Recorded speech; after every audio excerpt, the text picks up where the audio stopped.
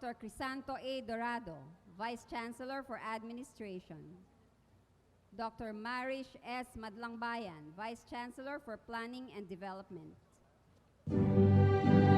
Sergio Mirona Amiato, Vice Chancellor for Community Affairs.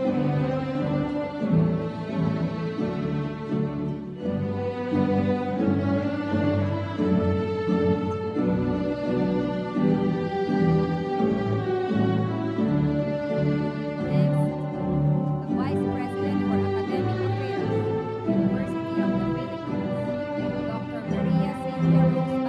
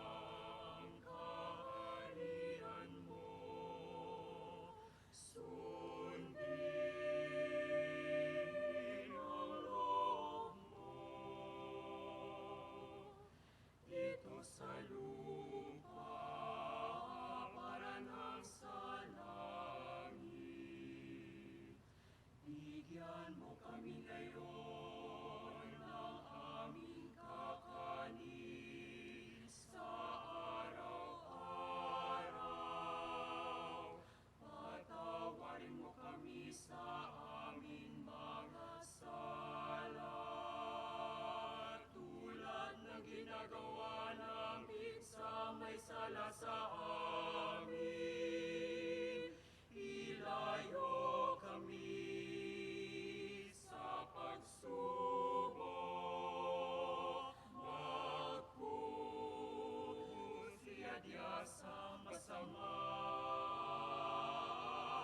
Pagkat sa'yo ang kaharian, ang kapangyarihan, at ang kalwalhatian.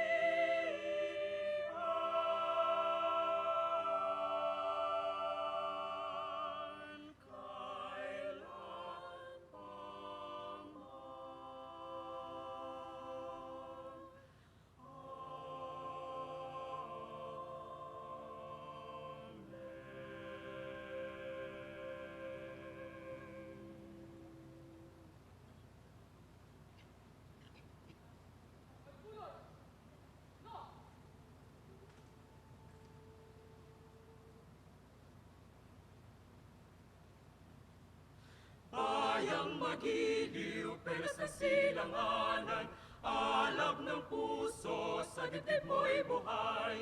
Lupang hinirang, tuyan ka ng magiting, sa manlulupig, di ka pasisiil. Sa dagat at bundok, sa simoy at sa langit mong bakha, may dilag ang tulang at awit sa paglayang minamahal. Ang islap ng watawat mo'y tagumpay na nagniningning, ang bituin at araw niyang kailan pamay di magdidilim. Lupa ng araw ng walhatit pagsinta mo ay langit sa piling mo. Aming ligaya ng pag may mag-aapi, ang mamatay ng dahil sa'yo.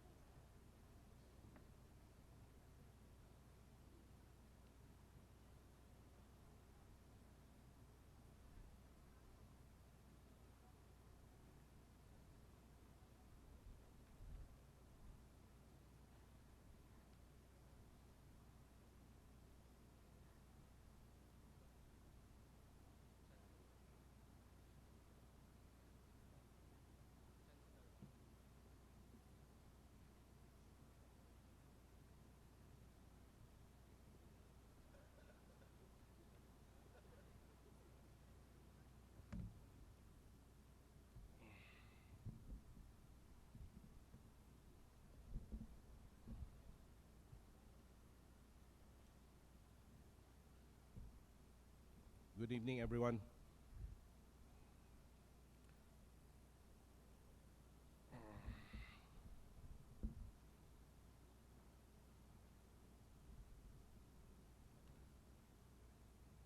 To our faculty regent, Patricia Arinto, ma'am, welcome.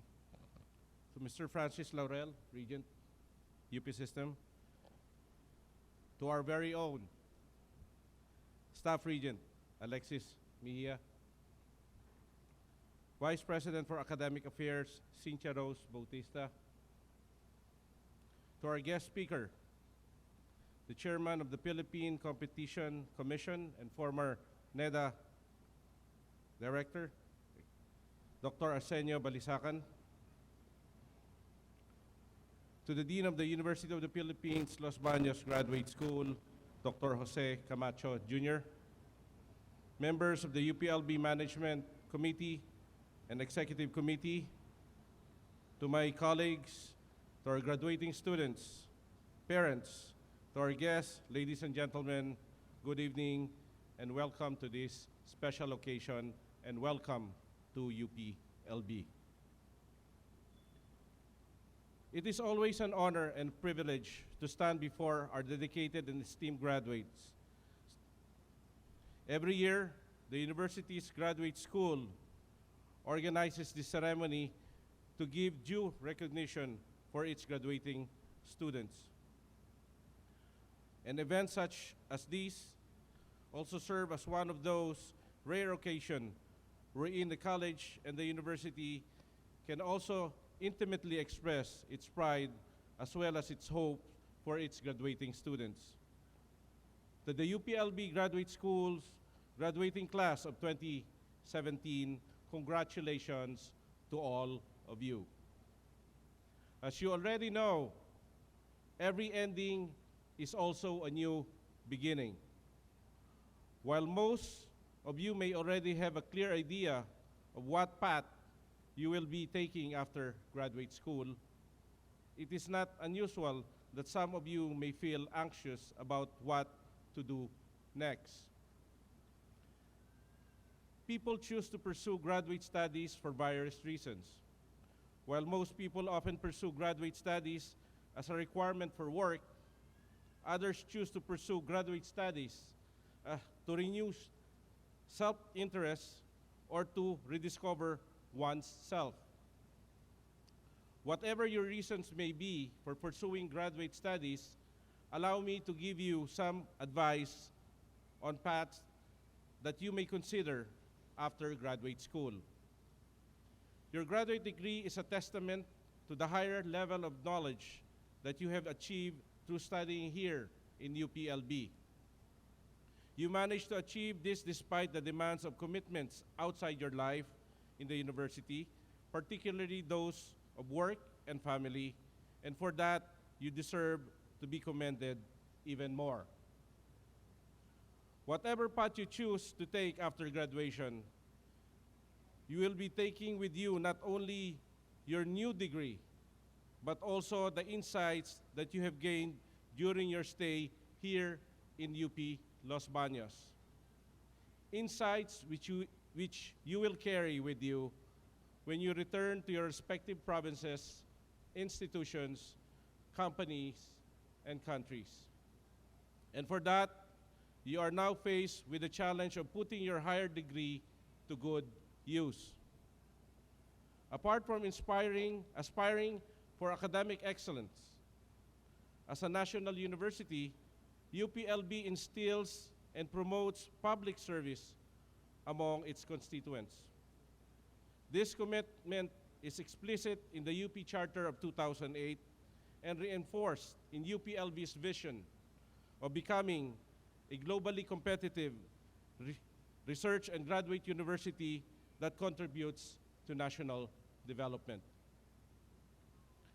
UPLB has prepared you to become leaders who have the intellectual capacity and the heart to contribute to your respective communities. We encourage you to use the knowledge you have gained in the university, not only in pursuing further academic and intellectual endeavors, but also in addressing social concerns. This is because we need individuals who will be a part of finding sound and sustainable solutions that can address the challenges of climate change, environmental management, the development of affordable and clean energy, food and nutrition security and safety, disease outbreaks, the promotion and implementation of responsible consumption and production, and above all, the advancement of equal opportunity and inclusive growth among communities and for our people. And I believe that each one of you has the capacity in your own way to contribute and be part of finding solutions to these compelling global challenges that affects all of us. After all, public service is not a narrow path limited to careers in government or civil society. I want you to think of public service more deeply and broadly as a variety of opportunities to dedicate oneself to others. You may be working in the private sector as a manager, scientist, innovator, an entrepreneur, or an industry leader, and still be of service to others. After all, if you have embraced the true meaning of public service, your compassion to make your fellow countrymen's lives better will find its way into your future, regardless of your calling. Your thesis and dissertation are also more than mere requirements of your degree. I strongly encourage you to publish them and make them accessible to other scholars who need guidance in pursuing their respective researches. Remember that even if you have lived the graduate school, you will always be part of a community of scholars who have dedicated their time and expertise towards the generation of knowledge in your respective fields. By publishing your work, you are not only doing yourself a favor, but for being a published scholar, you are also helping generations of students, researchers, industry leaders, and even policymakers to make their current endeavors worthwhile, as your research provides them the necessary knowledge to pursue their work. So never underestimate what your research can do for others. Make a point to publish them. As you reach further heights in your respective fields, I also want to take this opportunity to thank each one of you for choosing the University of the Philippines, Los Baños, as a venue for you to further develop your skill and discover your potential. I hope that your stay in UPLB have made you more aware of your place in the world and the roles that you can possibly take. I am confident that you will exceed expectations and realize your dreams. Once again, congratulations to all of you. I wish you all the best in your future endeavors, and may honor and excellence continue to motivate and inspire you as you serve others beyond UPLB. Maraming salamat at mabuhay po tayong lahat.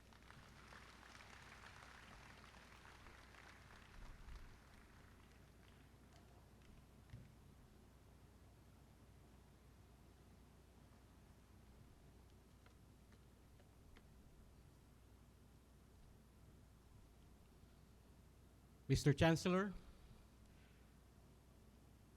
with the presence of esteemed guests, UP Vice President for Academic Affairs, the deans, and graduate faculty members, Mr. Chancellor, I have the honor to present the graduating class of UPLB Graduate School, whose trust is consistent with the university's mandate towards research and graduate university, internationalization, interdisciplinary, innovative, and inclusive graduate program.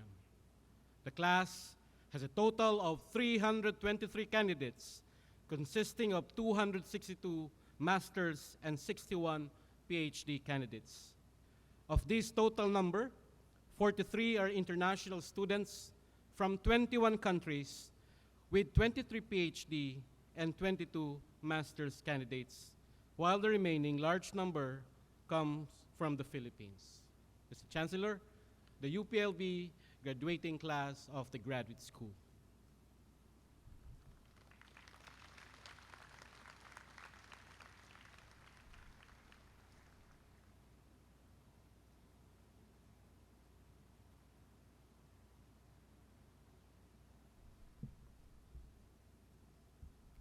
Good evening, ladies and gentlemen.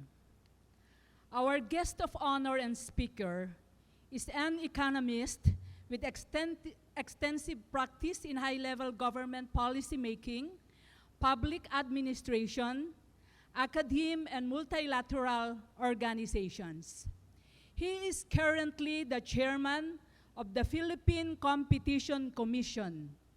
This commission is the country's antitrust agency that enforces the law prohibiting anti-competitive acts and business practices. Prior to this appointment, he was Secretary of the Socioeconomic Planning in the cabinet of former President Benigno S. Aquino III, and concurrently the Director General of the National Economic Development Authority, or NEDA. In his capacity as NEDA Director General, he served as the first chairperson of the boards of the Philippine Statistics Authority and the Public-Private Partnership Center of the Philippines. While Socioeconomic Planning Secretary, the Philippines became one of the best-performing economies in Asia. Previous to his cabinet appointment, he was assistant professor at the Department of Economics, College of Economics and Management here in UPLB. He later became professor and dean of the University of the Philippines School of Economics in Diliman.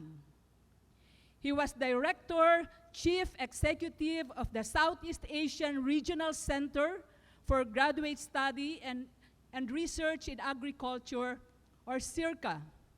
He was Undersecretary of the Philippines Department of Agriculture.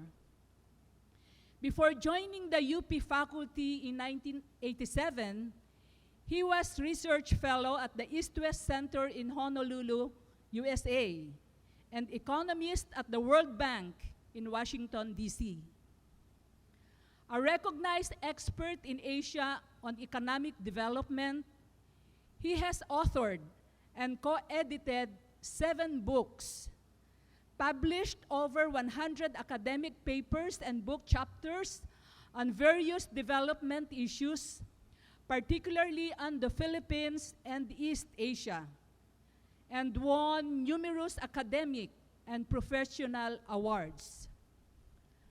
Our speaker holds a Doctor of Philosophy in Economics from the University of Hawaii, a Master of Science degree in Agricultural Economics from the University of the Philippines, Los Baños, and a Bachelor of Science degree in Agriculture, magna cum laude from the Mariano Marcos State University.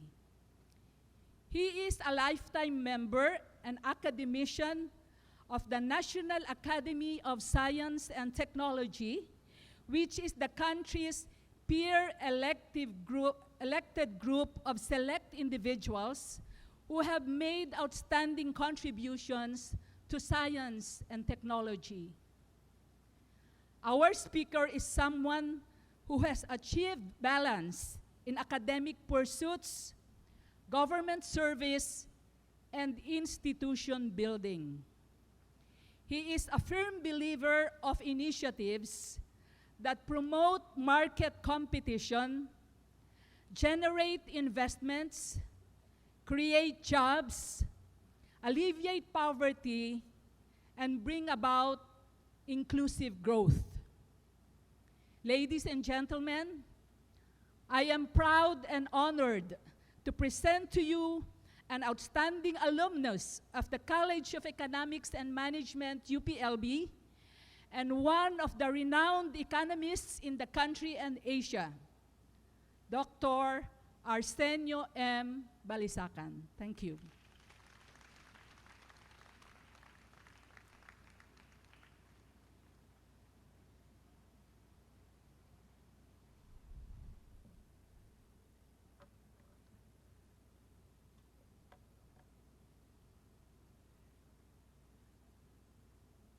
To the University of the Philippines Board of Regents, Regent Patricia Alinto, Francis Laurel, Regent Alexis Mejia, University of the Philippines Vice President for Academic Affairs, Dr. Dr. Cynthia Rose Bautista, the officials of the University of the Philippines, Los Baños, led by Chancellor Fernando Sanchez Jr., officials, faculty members, and staff of the UPLB Graduate School, led by Dean Jose Camacho Jr., the graduating class of 2017, parents, families, and their friends, other esteemed guests, ladies and gentlemen, good evening. Let me begin by addressing the most pressing question in your mind.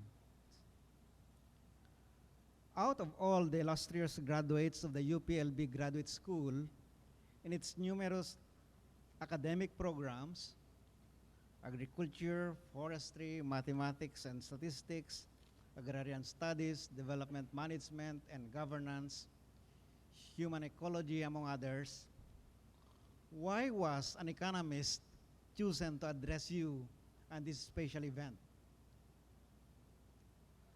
One likely reason is that the university sees that as an economist, I can help emphasize the value of people's money that was invested in your education.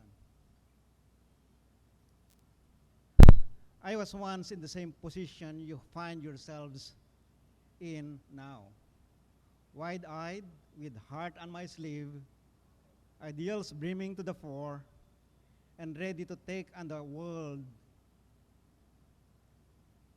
After obtaining my master's degree in agricultural economics from this very institution through various grants, I pursued a doctorate in economics outside the country, still relying on assistance and scholarships from various sources. After graduation, I continued honing my skills abroad until I reached a crossroads in the 1980s and decided to come home and serve my country. I've been in public service ever since, starting as a faculty member of the University of the Philippines, right up to my current responsibility as chairman of the Philippine Competition Commission, or PCC, the country's antitrust authority, or what may be referred to as the ombudsman of the market. But even outside of formal schooling, as someone who has come from an underprivileged household, one of the first realities I learned to appreciate is the concept of value for money. When applied to you as graduates of higher education from the country's premier state-subsidized university, value for money translates to the question, will society be served well by investing in your graduate studies? In a country such as ours, where dreams do not easily come true, have you ever stopped to ask, why has the state spent valuable, limited resource on my dreams of obtaining higher education? Our higher education gives us greater capacity and more competence to contribute significantly to the perpetual task of nation building. We owe our degrees to the Filipino people, the majority of whom will never be hooded, let alone be graduates of a prestigious school. Yes, we owe our degrees to even the poorest of our society, because the money and valuable resources spent on you is money that could have been spent for their basic education, health services, or housing, or even for much needed infrastructure, particularly in the rural areas. And so therefore, it is incumbent upon us to use our advanced knowledge and skills, not only for advancing our own position in the social ladder, but also for improving the welfare of those who toil day and night to pay for our education. Their dreams, unlike ours, are modest. easing their families' hunger pangs, and having roof over their head or heads. Another possible reason for my presence here is that as an academic economist who has had the opportunity to take an active role in high-level decision-making in government, I can share lessons and perspectives to future leaders and development practitioners, especially from this university. I can tell you that social apathy or desensitization to our country's ills is our strongest disabling perplexity or social disease. It is our biggest stumbling block from effectively addressing massive poverty and inequality in our midst and truly becoming a player in the Asian, let alone global arena. As this country's future leaders and development practitioners who have come from an institution where public service and leadership are held in higher esteem than individual achievements, you must always guard against these two, desensitization and apathy, for they have the dangerous makings that led to the preservation of the oppressive status quo. In challenging the status quo, you will be met with a lot of resistance, as I have experienced, sometimes even coming from those you want to serve. Do not be afraid to go against the grain, nor take the path least trodden. In questioning the status quo, you will be sometimes misunderstood and find yourselves to be the proverbial lone voice in the wilderness. Hold fast your truth, and whenever necessary and there is an opportunity, always break new ground. Remember also that it's not enough that you become merely good professionals in terms of proficiency, creativity, or management. It is also important for you to be good in the moral and ethical sense of the word. Our Filipino language captures best this particular nuance. Hindi sapat na ikaw ay maging magaling, kailangan rin na ikaw ay maging mabuti. Whether you have already realized it or not, your acquired higher degrees already set you apart from your colleagues and counterparts. You are at a premium position to affect, change, and direct the sale of your organizations, your community, or this country in the decades to come.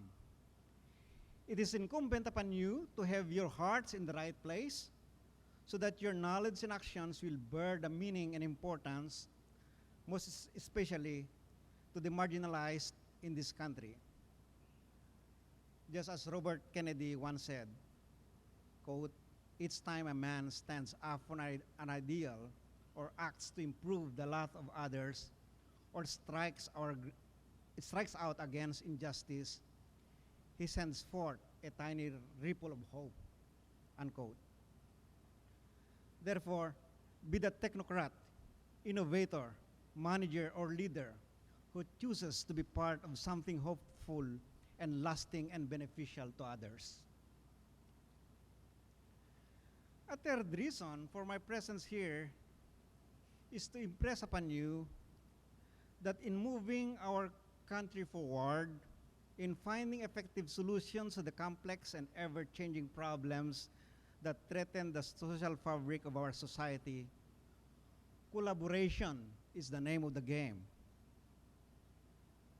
In my previous life as the country's chief economic planner, it dawned on me that nothing less than collaboration across government agencies and among government, business, academe, and civil society is needed to move the economy to a higher growth trajectory and establish a solid foundation for a more rapid but sustained economic development. Yes, effectively addressing the even more complex problem of widespread poverty, huge inequities in access to opportunities, insecurity from various shocks, vulnerability to climate change, and environmental degradation require solutions emanating not from silos of science and politics, but from synergistic partnerships involving various sectors or actors, practitioners, and stakeholders in as many number of disciplines as necessary. Collaboration is also manifested at the Philippine Competition Commission, or PCC, an independent quasi-judicial body constituted in 2016 through the passage of the Philippine Competition Act. Economists, lawyers, and technical experts at PCC work together to ensure that we deliver on our main mandates of promoting and protecting competitive markets, as well as guarding against anti-competitive behavior. The big challenge for you, dear graduates, is to further strengthen and refine such collaboration in order to hasten the delivery of response to our country's development problems. It is also imperative that you, together, take an active role in collaborative efforts to tackle the challenges head-on.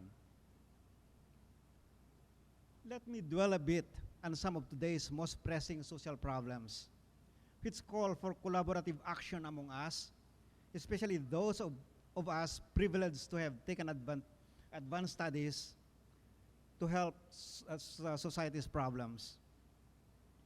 One is the widespread chronic poverty and highly inequitable distribution of opportunities and wealth. Economic history of modern nations tells us that nothing less than sustained expansion of the economic pie is needed to win the war against abject inequity and destitution.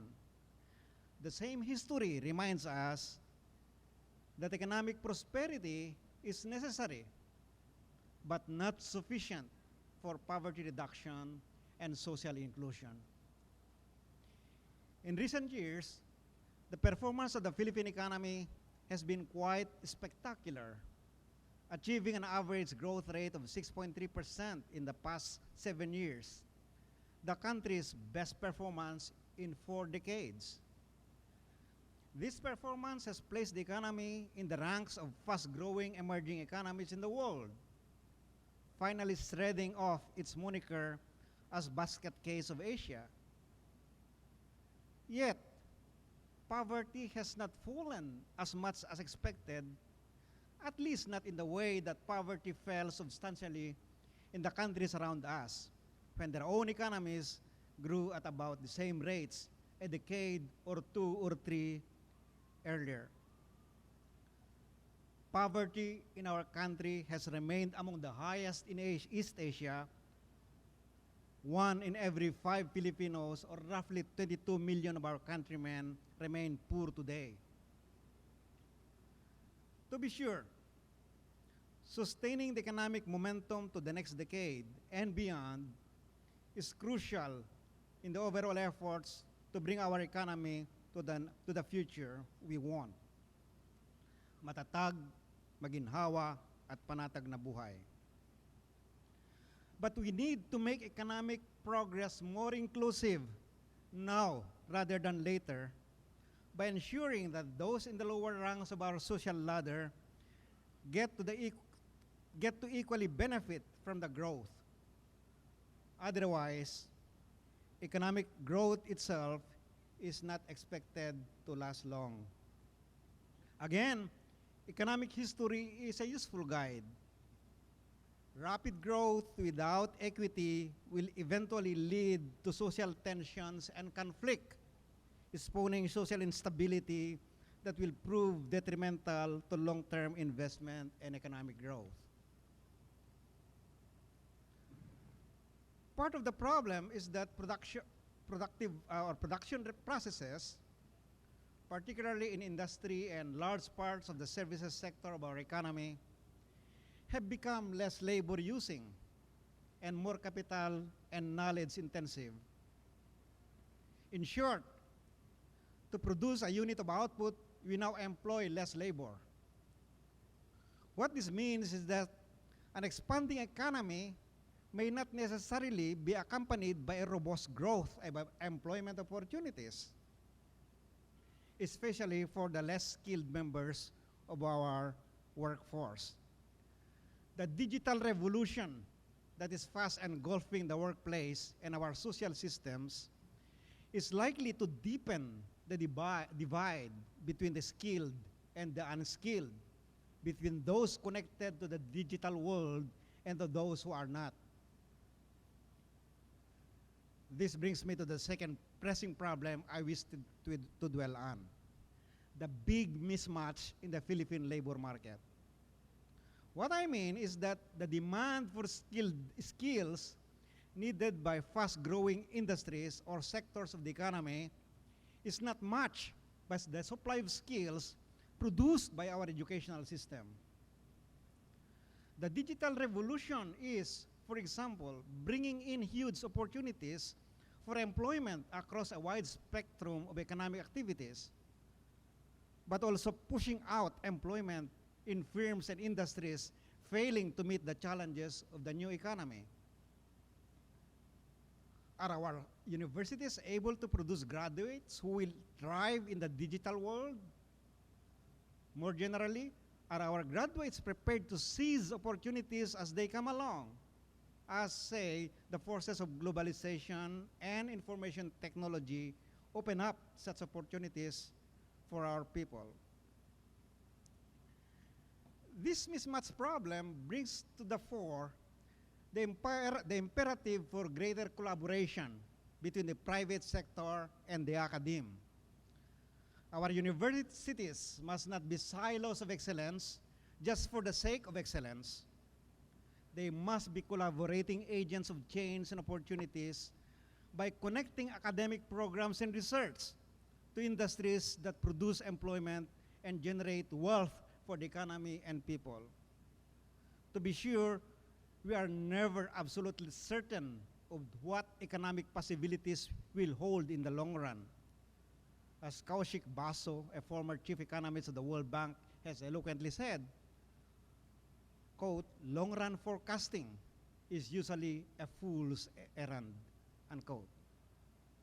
But what is important is that there is a basic skill set that firms and industries can tap into as economic opportunities emerge, whatever this may be. This is one lesson I have learned from collaborating closely with the private sector as I was leading the preparation of what is now known as Ambition Natin 2040, the country's long-term vision for development. Our post-war economic history is replete with missed opportunities. Our agricultural economy, for one, had so much promise following the Green Revolution that swept the developing world in the 1960s through the 1980s. The combination of new high-yielding varieties, commercial development of fertilizer, investment in new irrigation systems, and good governance of agricultural policy spurred growth in agricultural productivity and rural incomes. For many countries in Asia, the Green Revolution was a powerful vehicle in reducing poverty, which was for many of these countries, including the Philippines, a largely rural phenomenon. The rise in productivity and incomes also facilitated the eventual industrialization in these countries. Rising incomes in agriculture, coupled with rapid expansion of employment opportunities in the non-agricultural sectors of the economy, were key to winning the war against poverty. The Green Revolution in the Philippine context is a different story. The agricultural economy has grown in fits and starts since the 1970s, but virtually stagnated in recent years. The benefits from the application of breakthroughs in science and technology, as well as the opportunities afforded by the rapid expansion of food markets in fast-growing Asian economies, were muted by inappropriate or conflicting agricultural policies, lack of complementary investments, support, and bad governance. Again, the lesson here is coordination of policy, investment, and governance is key to seizing economic opportunities for rural areas. With everything that I have discussed, it must be stressed that there is no such thing as a one-size-fits-all approach. The particular experiences and circumstances of people would lead to different methods and outcomes. Given your myriad of backgrounds and chosen field of expertise, it is exceedingly likely and quite expected that you will travel different paths in responding to the development challenges I have laid out before you. Of greatest import is the end goal that we all want to achieve: a nation that allows its people to live with dignity and in harmony with one another, while at the same time affording them opportunities to maximize their full potentials. Your circumstances might change, but whatever trajectory you want to follow, it should bring you closer to that particular desired state. As UP graduates, you are a unique testament to the university's keen investment in extensive human capital enhancement. The challenge for you is to tap into that capital and direct it towards strengthening our institutions and building resilient communities. Sustainable development can be realized only if it is inclusive. Innovations and progress can last only if they empower the people. Finally, as I close this speech, I wish to share with you a line from one of William Butler Yeats' famous poems. Quote, "But I, being poor, have only my dreams. I've spread my dreams under your feet. Tread softly because you tread on my dreams." Unquote.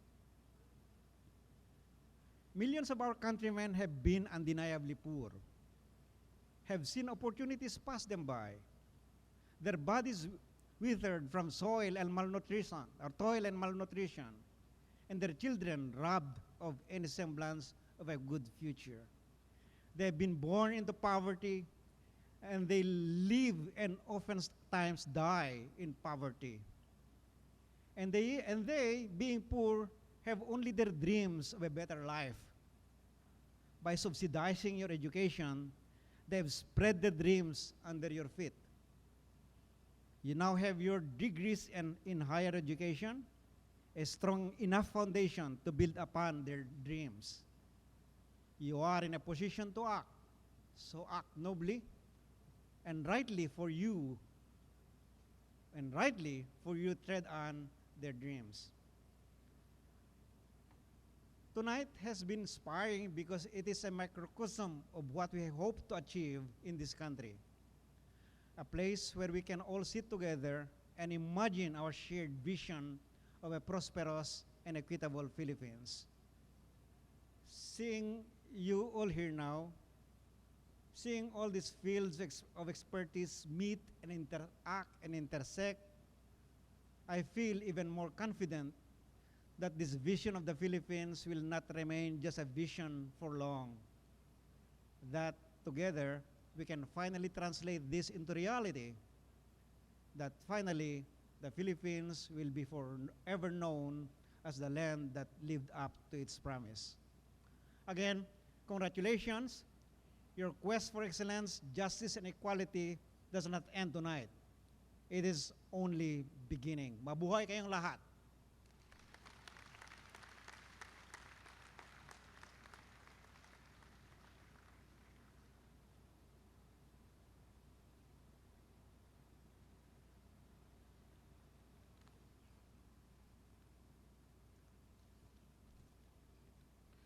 May call our Chancellor, Dr. Fernando C. Sanchez Jr., and UP Vice President for Academic Affairs, to present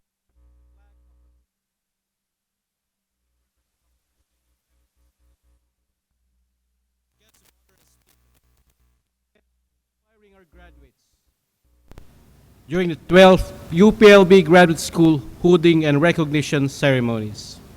Given this 23rd day of June 2017 at DL Umali Freedom Park, signed Fernando C. Sanchez, Jr., Chancellor.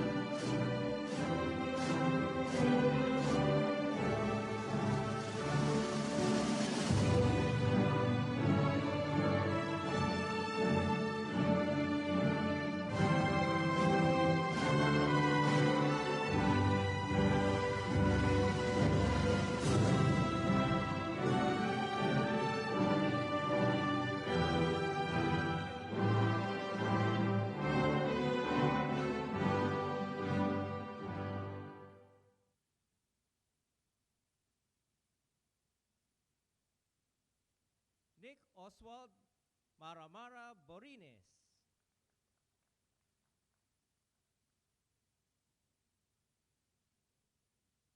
Katrina Leslie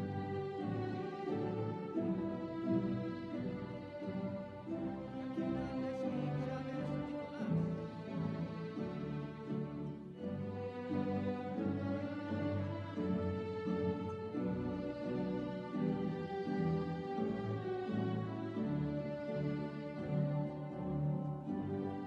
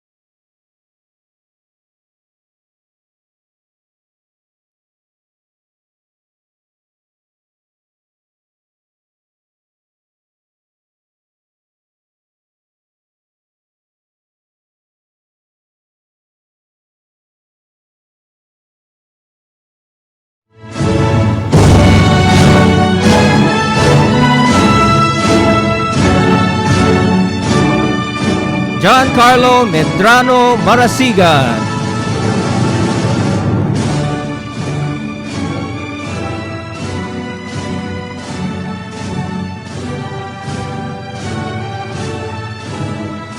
Rubilin Dahunog Mihan.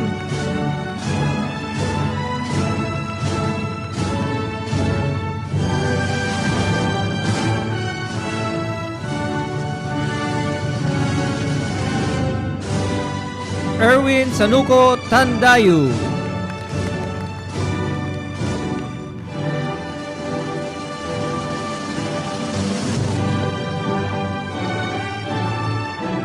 For the Master of Science in Mathematics, Eugenio Cedric Tolibas Coro.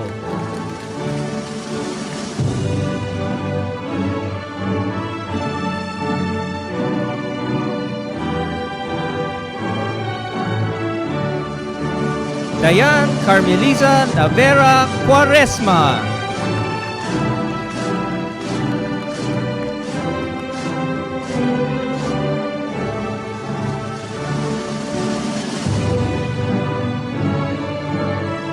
Wilson Mejes Factolerin.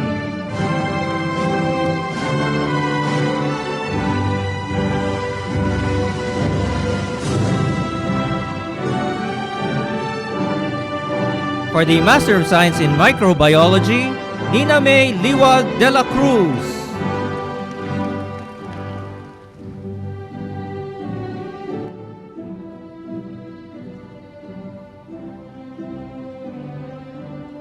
Maria Raiza de Leon Grajo.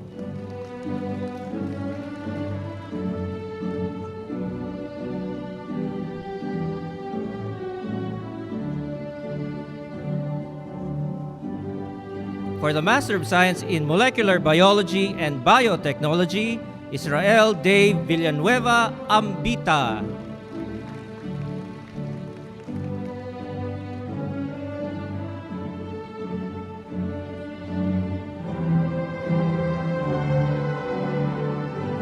Christian Paulo Brugada Balahadia.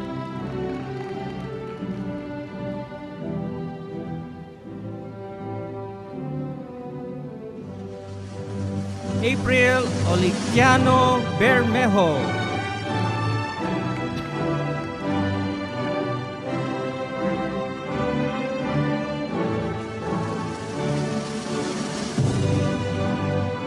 Vanessa Joy Fano Diamante.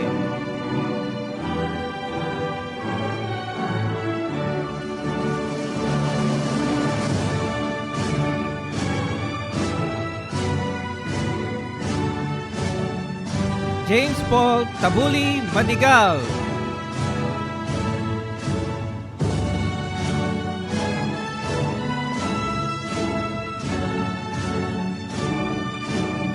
John Moises Gariel Reyes.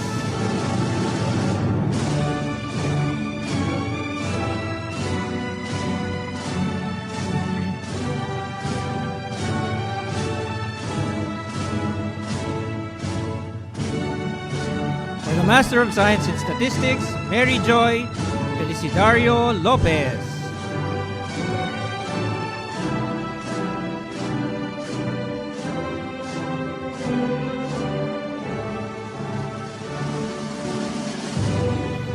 Jared Jerim Ona Mendoza.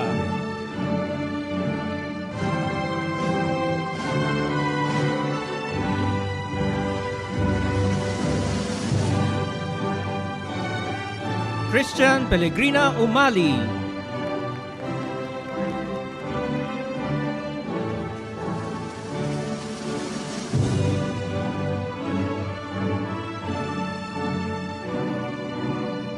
Maria Salve 14 Vasquez.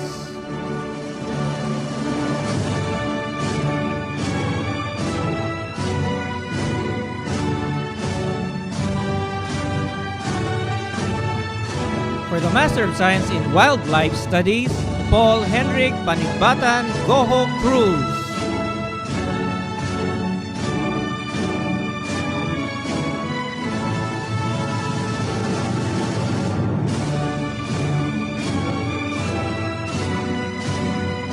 Neil John Sala Lobite.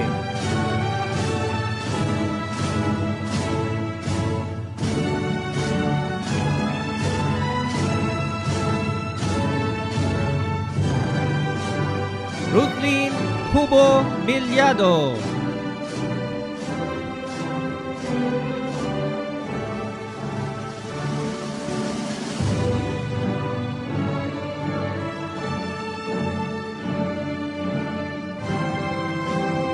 Enrico Martin Chavez Velasquez.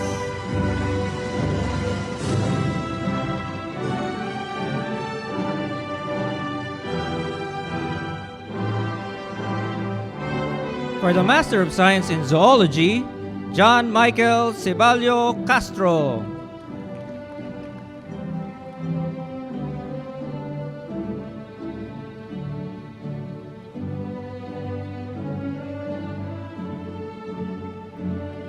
Jessa K. Biendo Perez.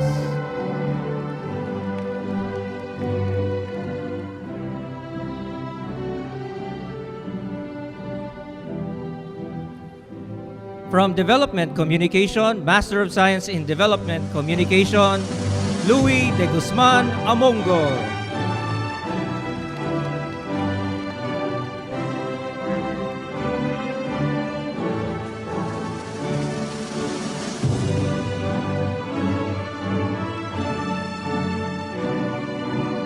Peter Jerome Bayot del Rosario.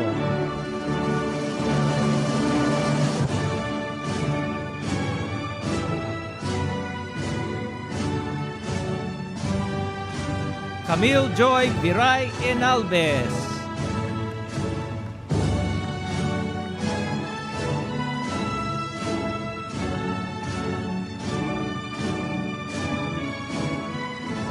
Prince Cohen Evidente Goles.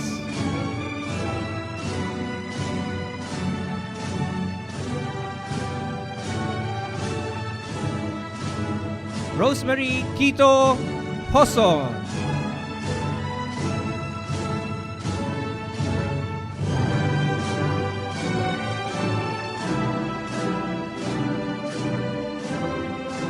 Samuel Ayudele Ojorongbe Jr.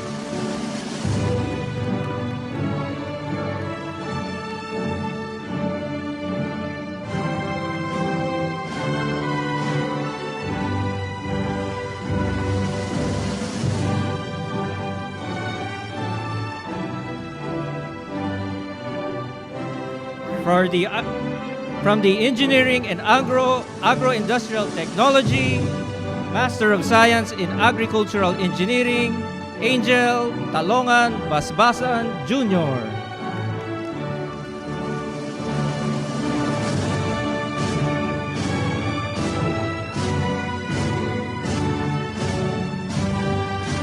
Mary Hazel Joy Castro Shelo.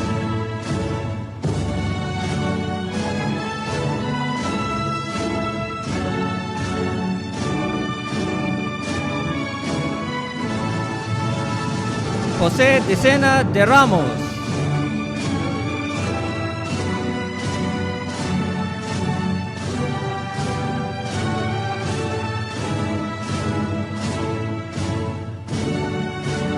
Michelle May Dueña Mendoza.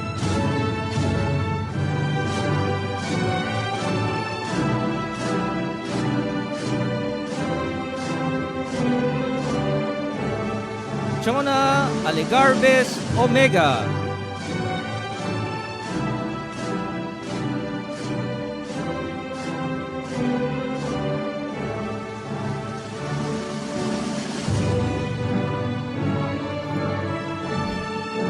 Mary Louise Padron Pascual.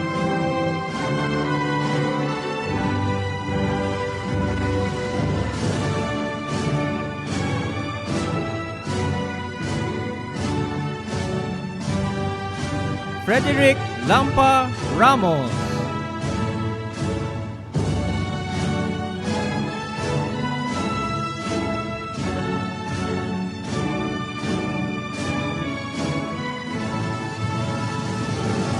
Master of Science in Agrometeorology, Danica Famero Calanoga.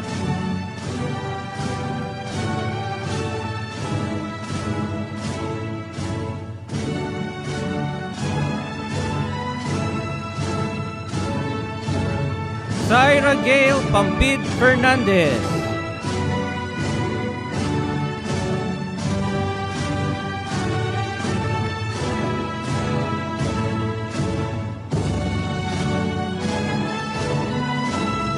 Riche Unabia Nuevo.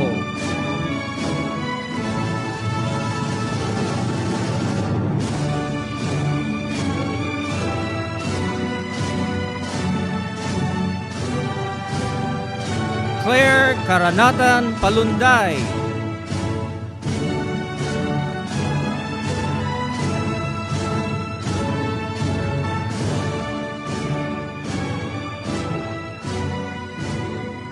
For the Master of Science in Chemical Engineering, Eden Grace Maltu Kalueng.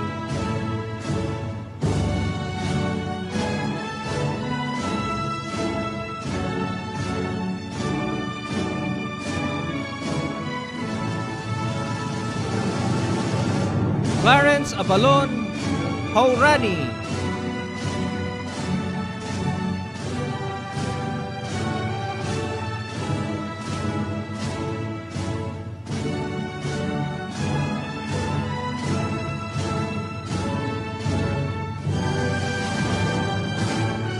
Michael Vincent Ofrecio Laurio.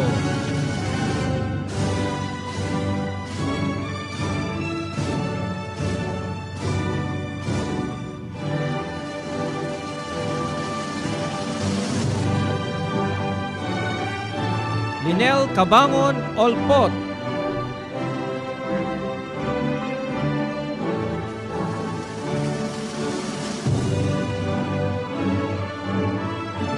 From Economics and Management, Master of Management in Agribusiness Management and Entrepreneurship, Hana Dimayuga Miranda.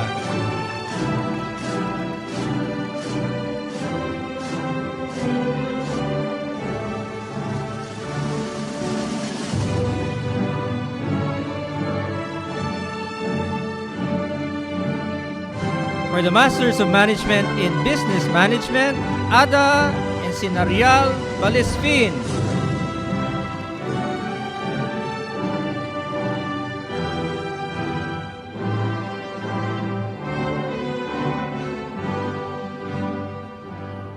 Lin May Espino Balmes.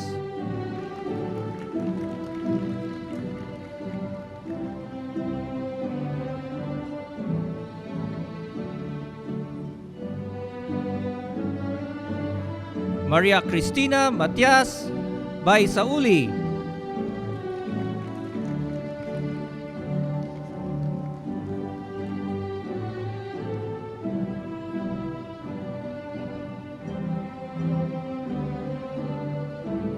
Oliver Velasco Borja.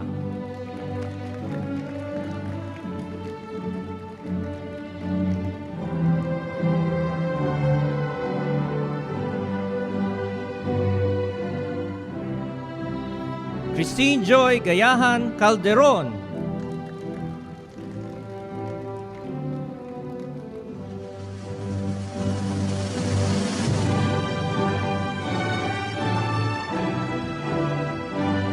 Louis Biu Aguilar Castro.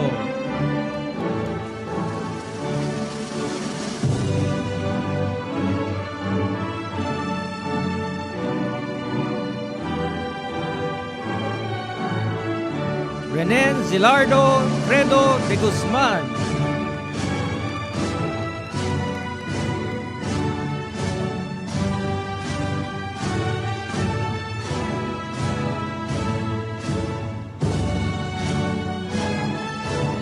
J. Mark Warren Tabora Dia.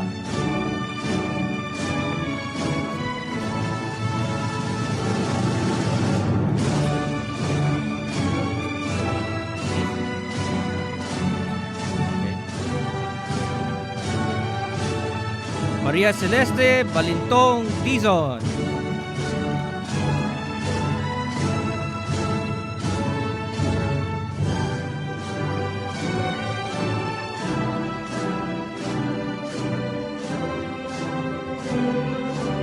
Von Ryan Malabuyok Ebron.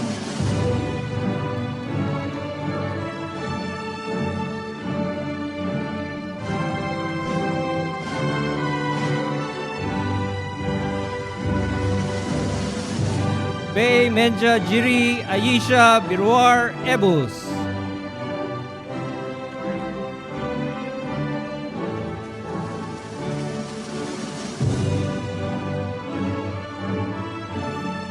Jenedes Rosaliza Makalintal Estay.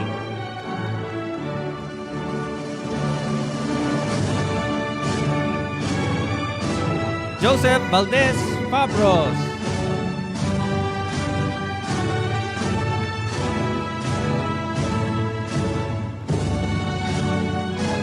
Ray Val Contreras Vermalino.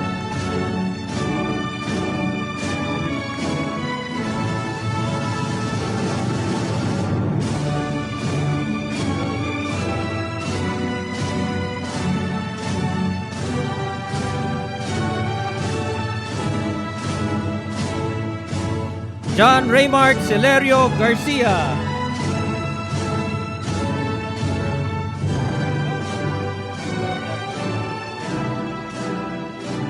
Sige.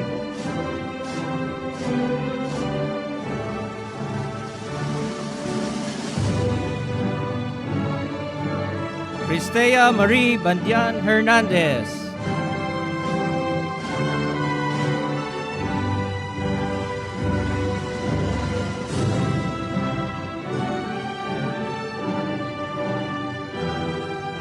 Janeline Alforja Manicad.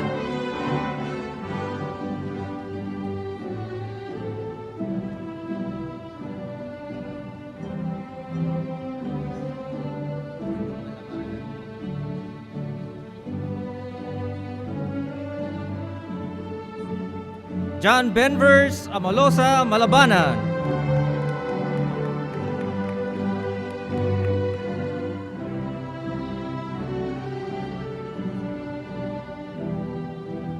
Christy Malanyaon Naldo.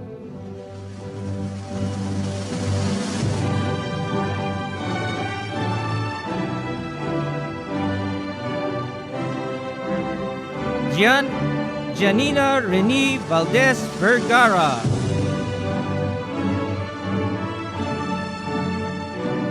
For the Master of Science in Agricultural Economics, Senya Cacho Babera.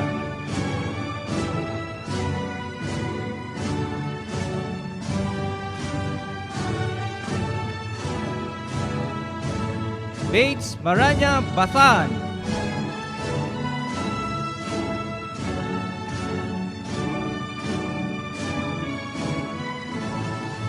For the Master of Science in Economics, Imelda Avanzado Arida. From the Forestry and Natural Resources, Master of Science in Forestry, Forest Biological Science, Giro Topacio Adorador.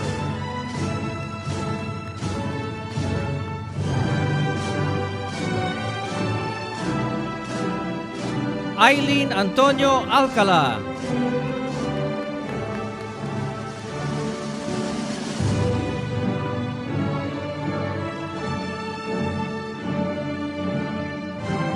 Zerilyn Dispo Meneses.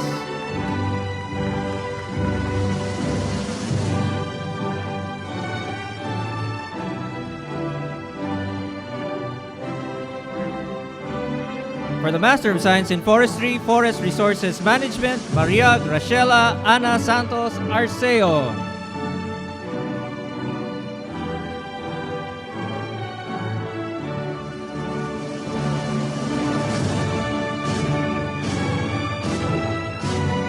Myranel Gazingan Salvador.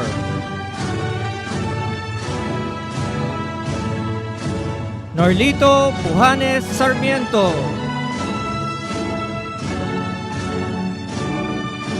For Master of Science in Forestry, Wood Science and Technology, Porfirio Orpilia Bajo Jr.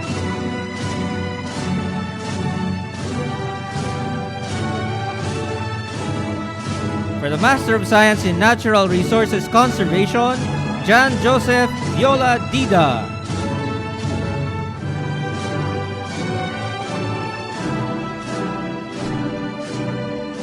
From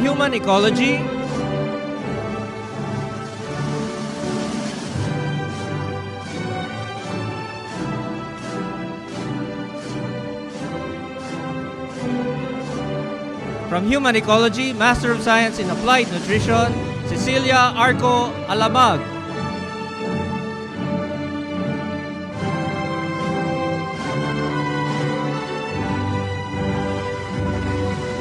Myla Adorlo Argente.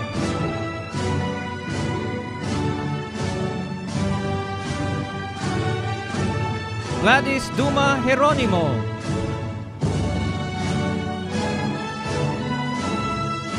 Teresa Krista Bautista Hole Hole.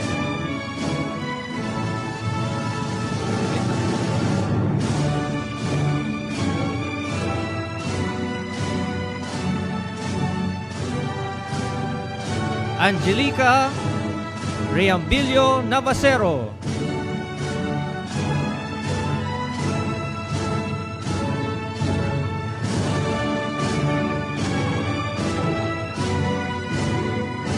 Jesseline Sempiano II.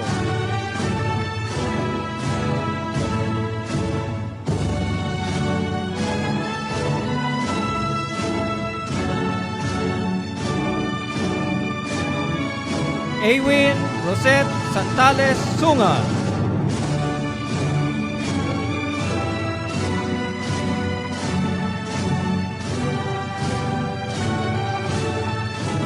Sheila Marie Arevalo Vergara. For the Master of Science in Family Resource Management, Thessalonica Soriano Manguiat.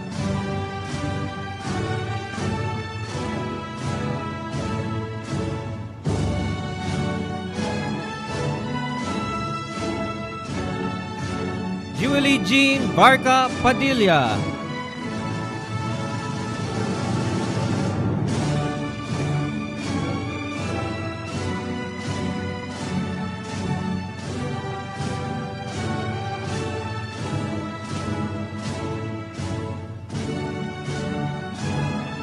From Public Affairs and Development, Master in Development Management and Governance, Gina Kukal Abata.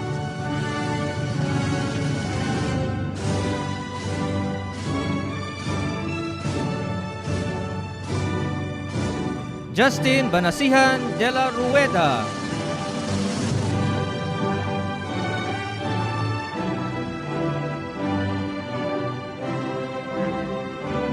Chris Jovet Flores Garcia.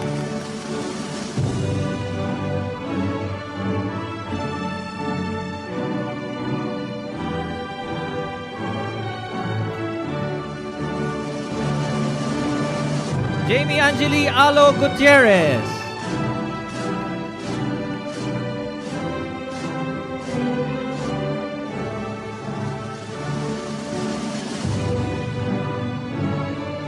Bernadette Ortiz Lasac.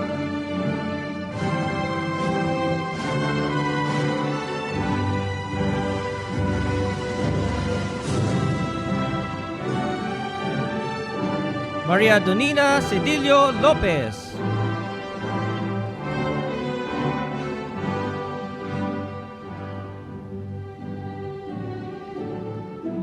Verna Jessa Talukod Marcelo.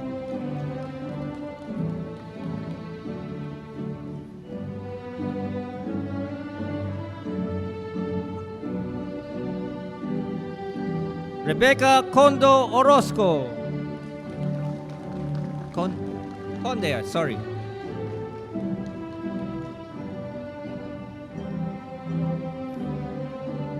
Peter Robin Canlas Pasya.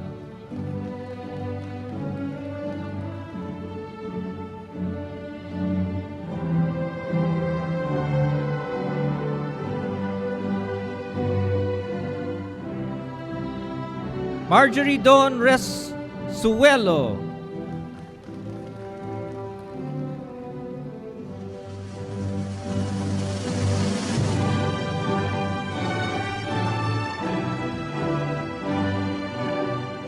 Edison Relao Reyes.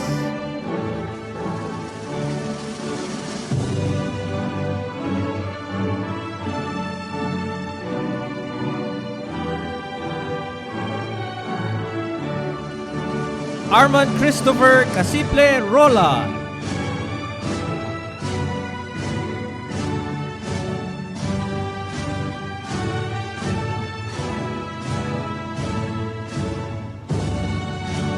Joycen Dakita Sabio.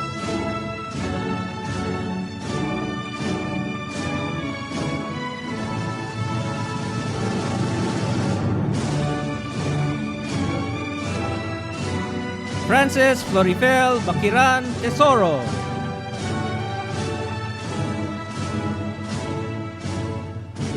For the Master in Public Affairs in Education Management, Mark Andro Estoras Bernabe.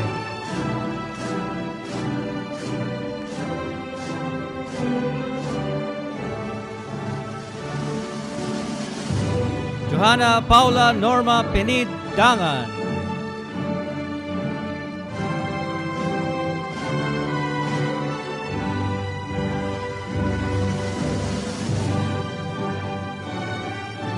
Brit Ratna Malikay Gevanya.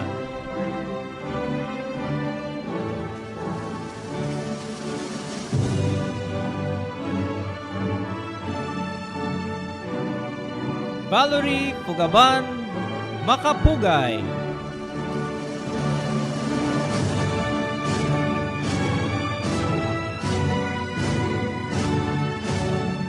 Rupa Villanueva Suelto.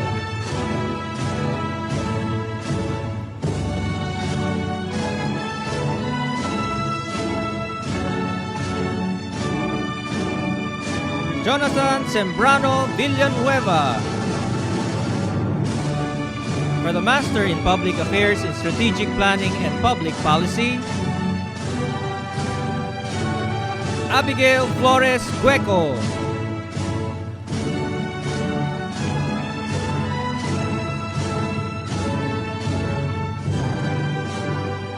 Angelica De Castro Santos.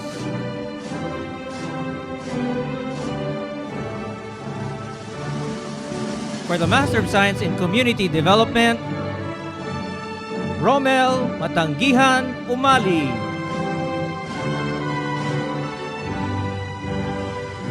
For the Master of Science in Development Management and Governance, Brian Carlo Atienza Hipolito.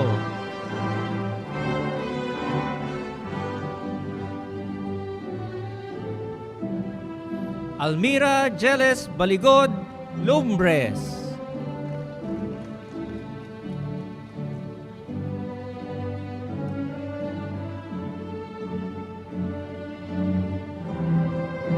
Regina Alcala Mendoza.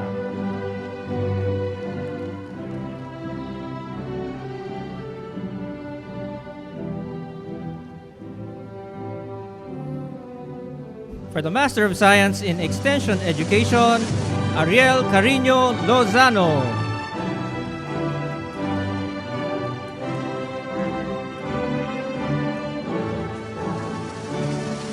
Carla Ortega Melodillar.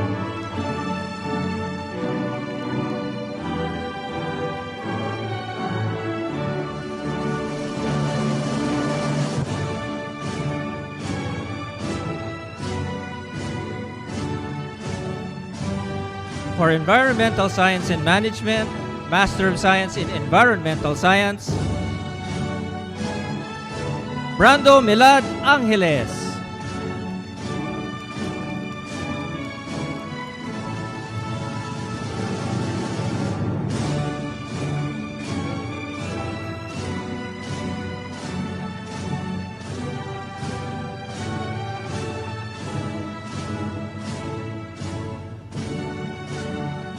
Jessa Olivia Aquino.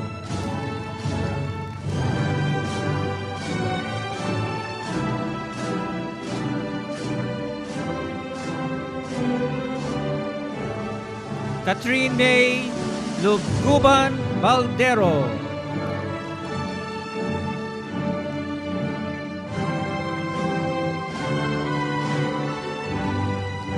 Maria Abigail Vargas Bautista.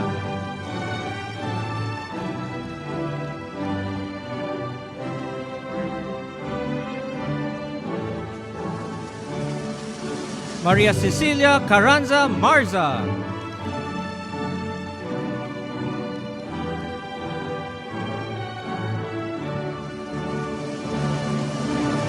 Catherine Bayonon Gigantone.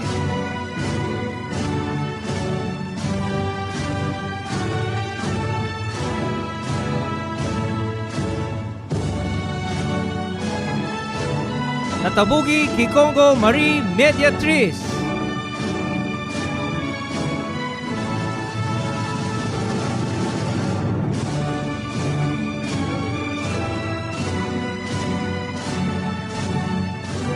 Conser Perez Magpantay.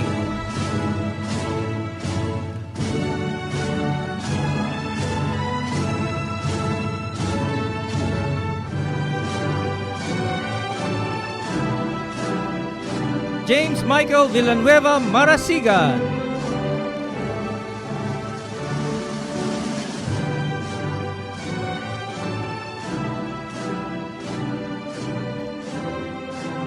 Maria Russell Villarez Natoza.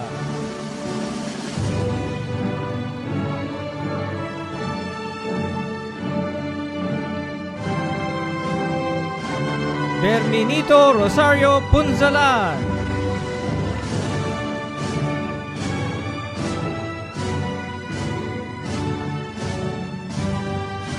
Ruth Roncales Rojas.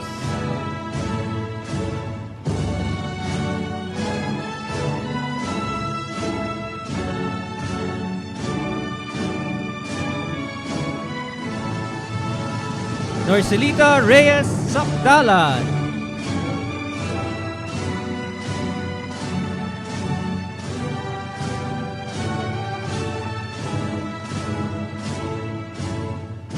Gemily Magno Sales.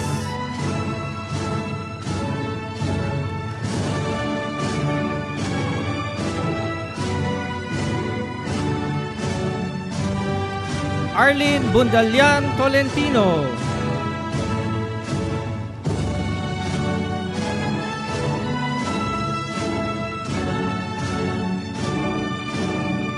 Brooklyn Bernadette Villejo Uy.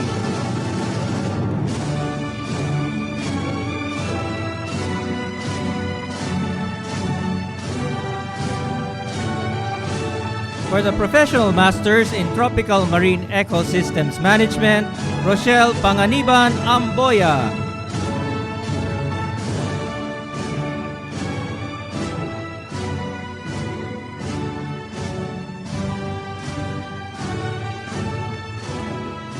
Gracita Gasis Pelino.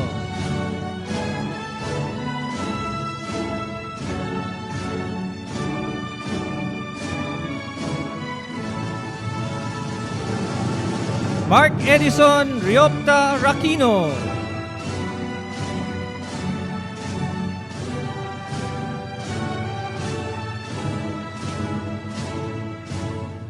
Annalyn Nepasena Viray.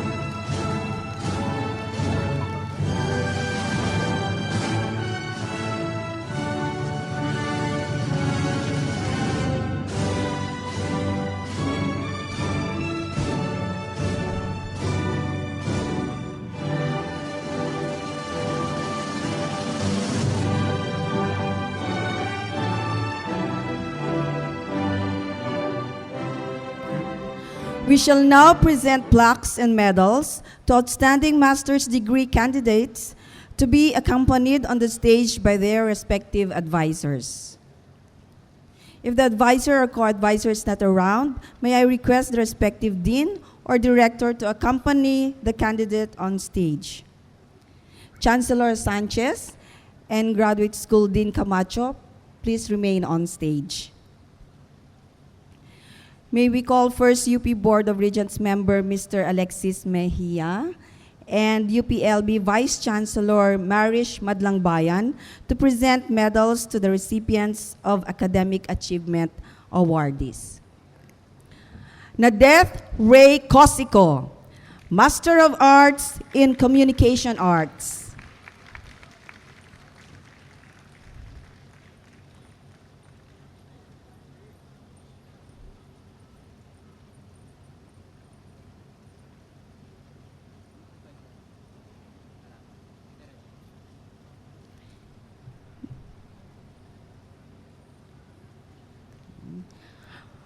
Rochelle Joy Saracanlao, Master of Science in Soil Science.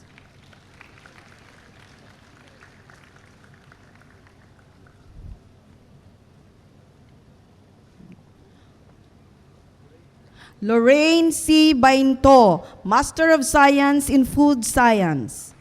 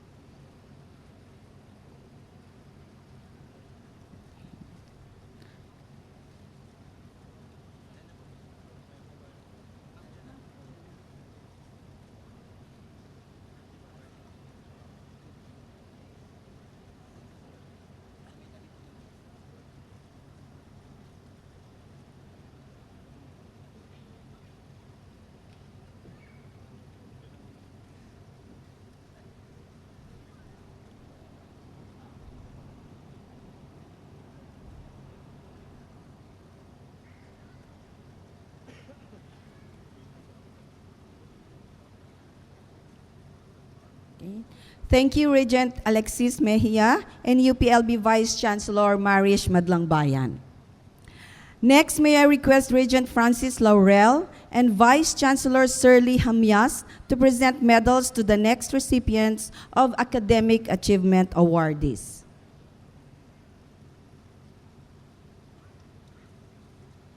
May I also request the advisors to accompany the awardees on stage. Okay. Mary Louis P. Pascual, Master of Science in Agricultural Engineering.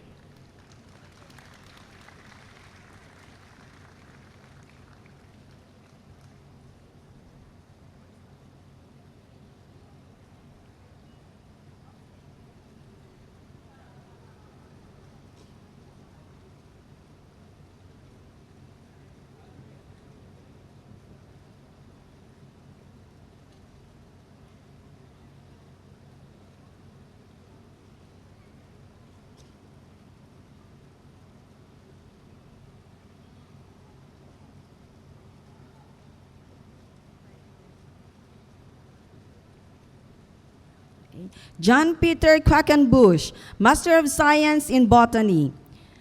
The award will be received by Dr. Maribel Sese, a faculty member of the Plant Biology Division of the Institute of Biological Sciences.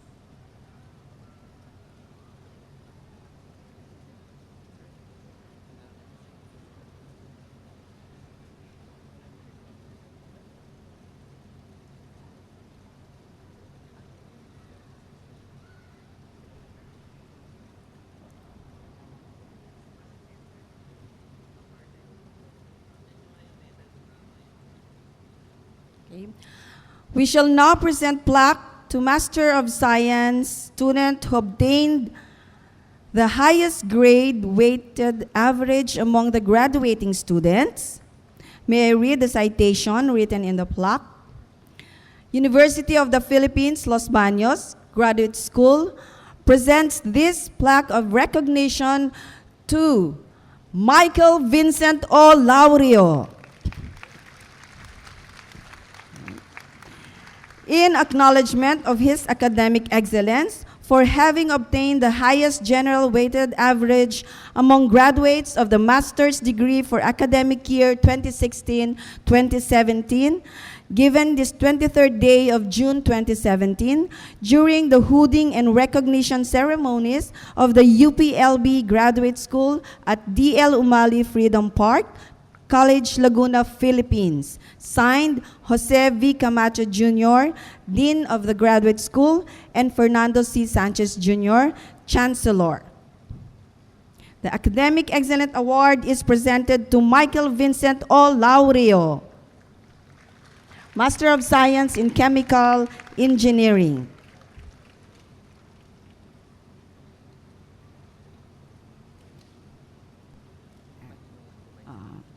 We also present the Pahinungod awardees. May I call on Mr. Glenn S. Lubagin for the awarding of Pahinungod pins.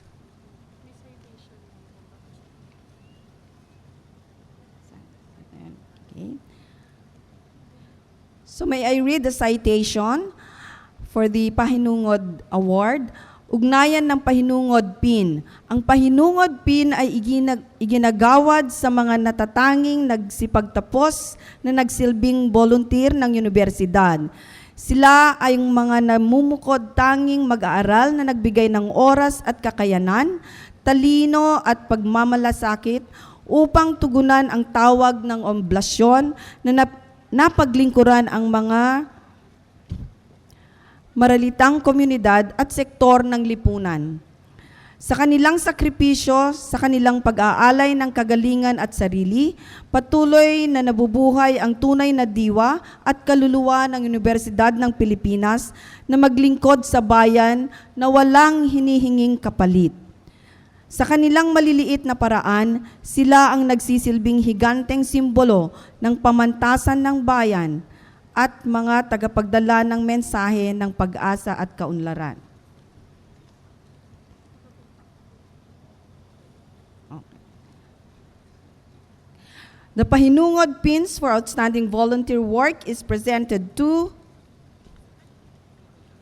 Rochelle Joyce Saracanlao, Master of Soil Science.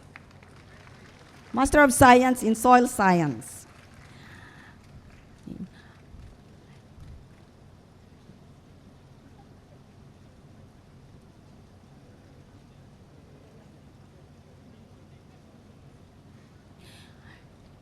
Jickerson P. Lado, Master of Science in Genetics.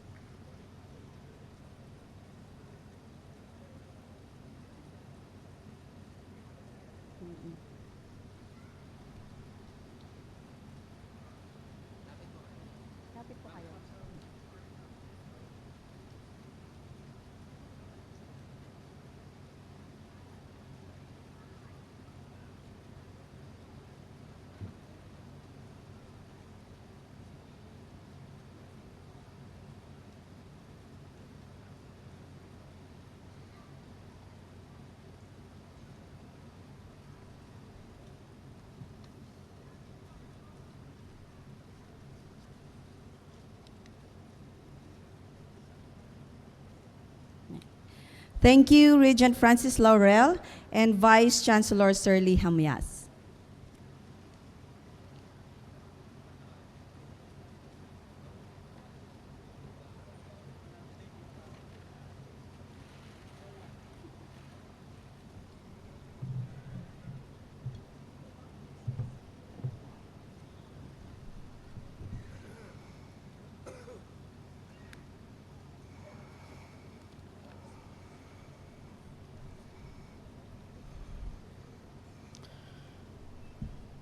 To our distinguished guests, the UP Vice President for Academic Affairs, Dr. Cynthia Rose Bautista, UPLB or University Board of Regents, the UPLB Chancellor, Dr. Fernando Sanchez Jr.,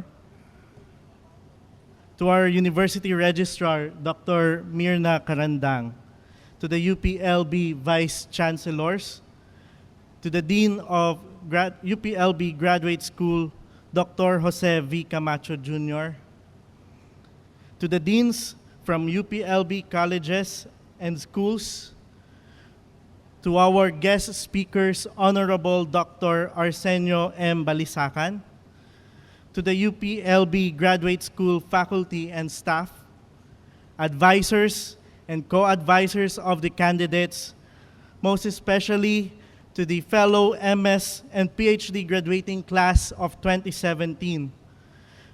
Esteemed guests, to the families and everyone with us, a pleasant evening. Tonight, I am twice indebted to this institution for letting me speak and represent not only to my fellow Filipinos, but to the international community gathered here tonight. I can still recall the time when I was randomly tasked to deliver a response for the graduate school orientation back in 2012. Looking back, I never thought that I would again be given the same opportunity. Indeed, we would say that graduate school is just one of the many paths that we take in climbing a mountain called life. A journey that moved us out of our comfort zones by exploring a new environment. A trail that enabled us to hone our knowledge and skills, to work with people from various disciplines, and be guided by our mentors in our studies. We surpassed different challenges that tested our determination by not aiming to pass our courses, but to make sure that every course would not go to waste and can be used for our advantage. From calculations, long essays, and designs, to tedious laboratory and field experiments, oral and written comprehensive exams, and thesis defense. Indeed, this road was tough. Like I, myself, some of us have endured a winding path or even found themselves in a loop. Nevertheless, here we are now, graduating and taking a step higher. But now that we are a step higher, the question is, what is next? Of course, we move forward. Onward and upward, we continue to climb the mountain of life, explore the unexplored horizons, and create new opportunities. At this phase, we can only look back, but we can never go back. As Ilonggos would say, padayon.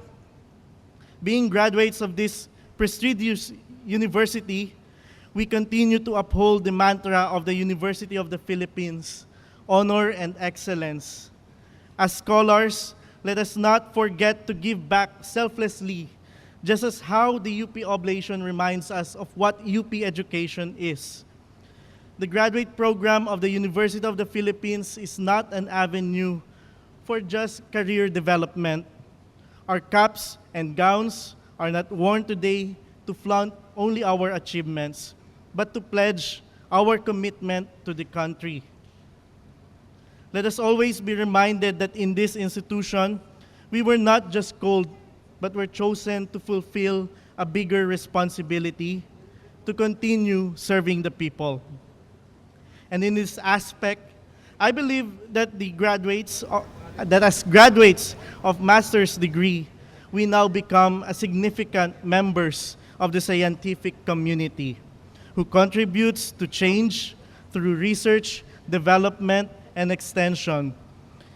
In serving our people, we can work together in developing high-impact studies that are relevant in addressing the needs of the society, continue generating sustainable technologies and practices that are economically feasible, environmentally friendly, but most of all, socially acceptable. More importantly, let us not end our research with thesis manuscripts, nor with journal publications, Our university has been known for so long as a research university capable of producing high-quality researches.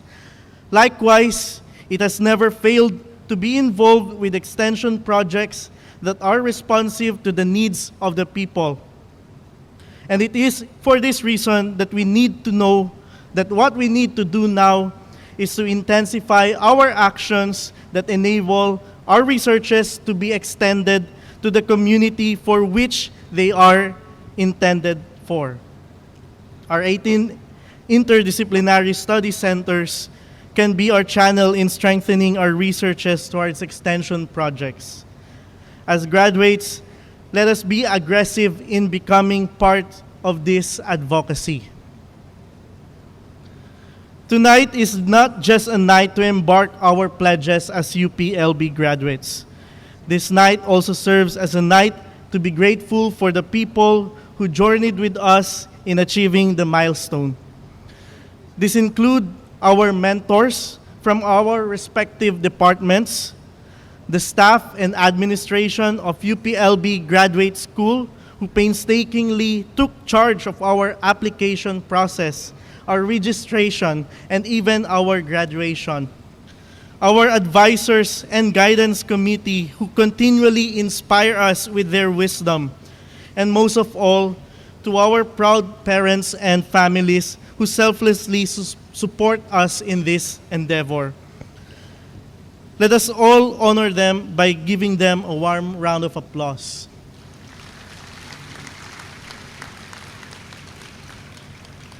To my fellow faculty members and to the staff of the Department of Chemical Engineering, to the School of Environmental Science and Management, to the College of Engineering and Agro-Industrial Technology, to my advisors, Dr. Catalino Alfafara and Dr. Veronica Migo, and guidance committee members, Dr. Rex Demafilis and Dr. Carmelita Rebancos.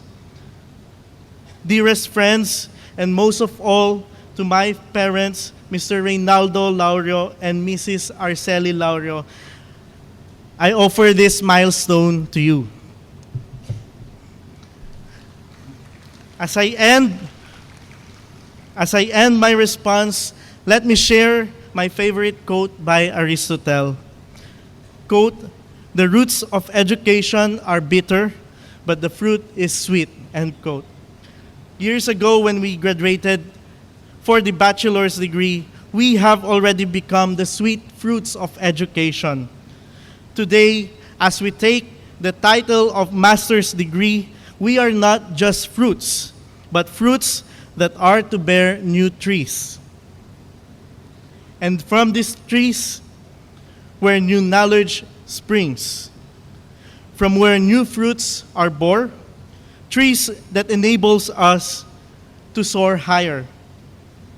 As we graduate, let us be these trees, the trees that would make this world a better place to live in. Thank you very much, and congratulations to everyone.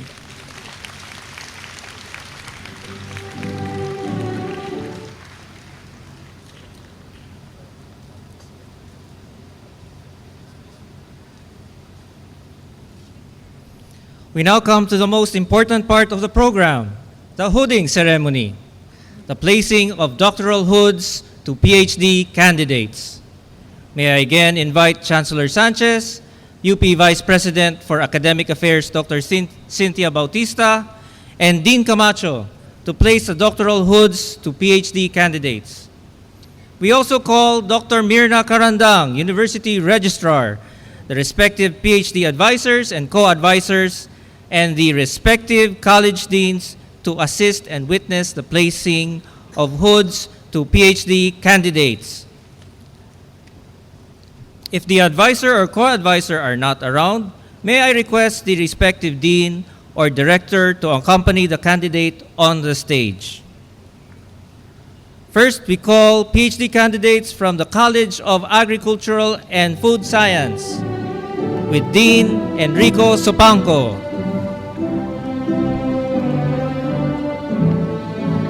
For Agriculture and Food Science, Doctor of Philosophy in Agronomy, Pan E. Fu. Advisor, Professor Pompe C. Santa Cruz, Co-Advisor. Yoichiro Kato.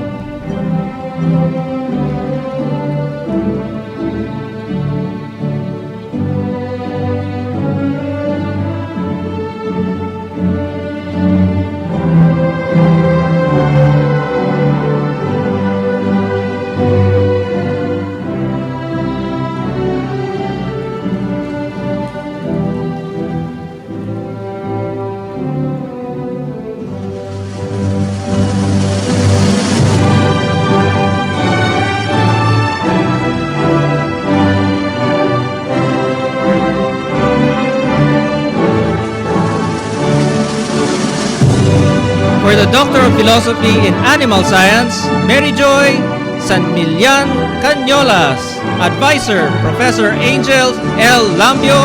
Co-Advisor, Professor Agapita J. Salces.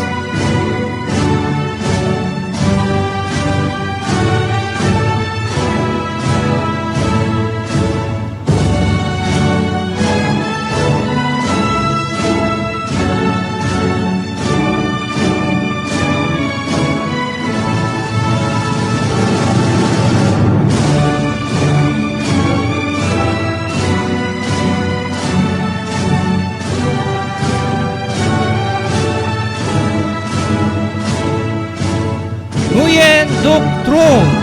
Advisor, Professor Romel C. Sulabo.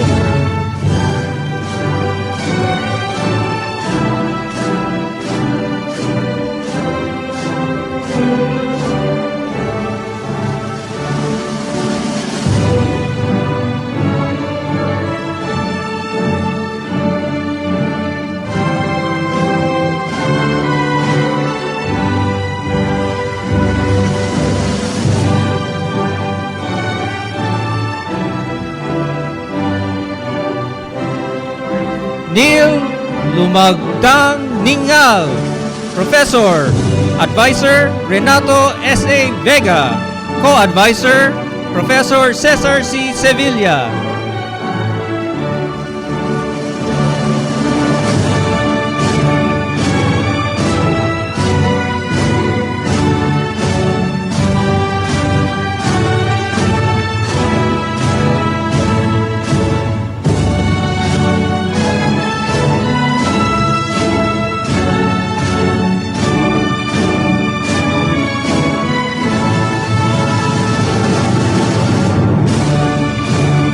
Manan Ebus Undong.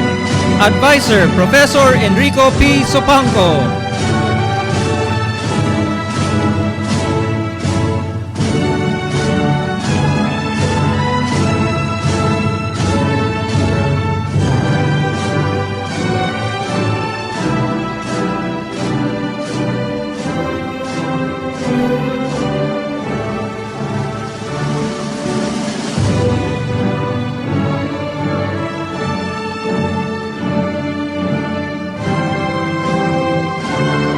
For the Doctor of Philosophy and Entomology, Mr. Afandi.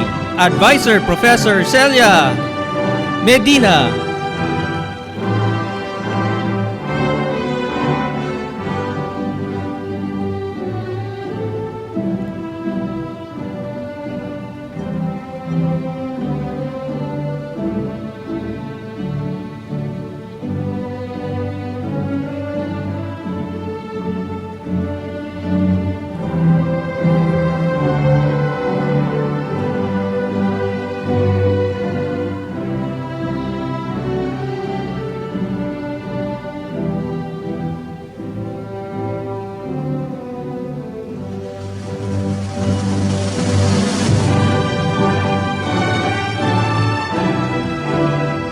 Momo Aye.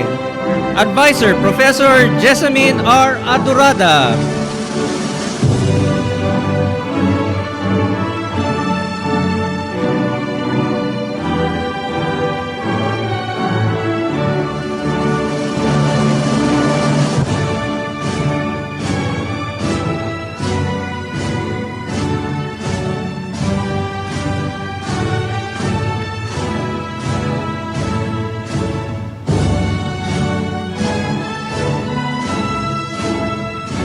Kiao Min Tut. Advisor, Professor Celia Medina.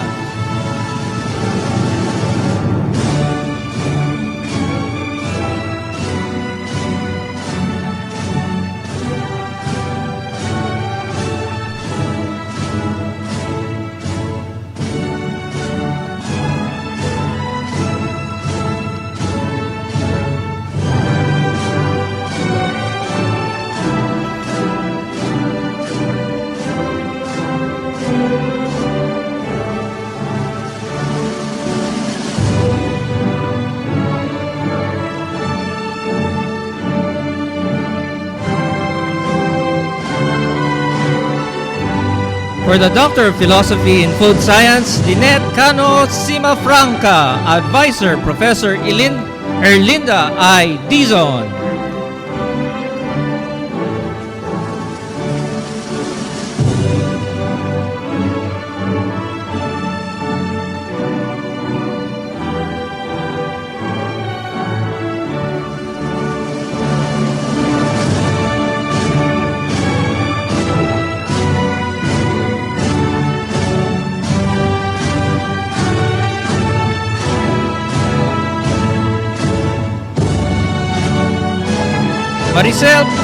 Maricel Andrino Liorna. Advisor, Professor Catherine Ann C. Israel.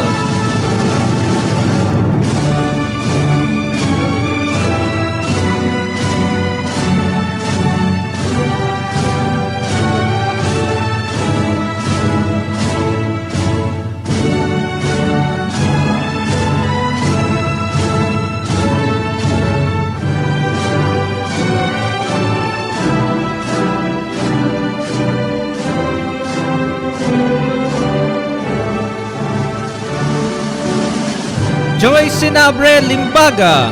Advisor, Professor Catherine Ann C. Israel.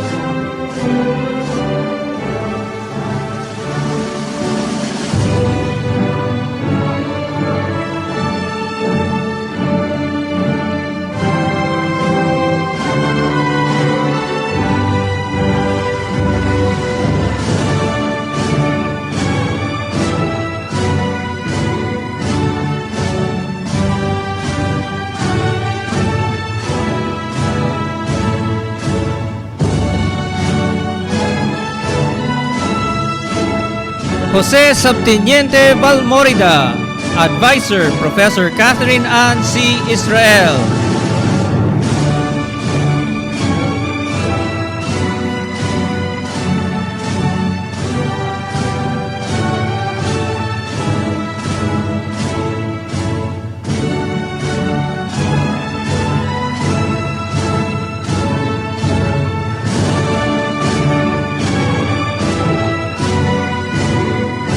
For the Doctor of Philosophy in Horticulture, Ulysses Perez Besas. Co-Advisor, Professor Edna Aguilar.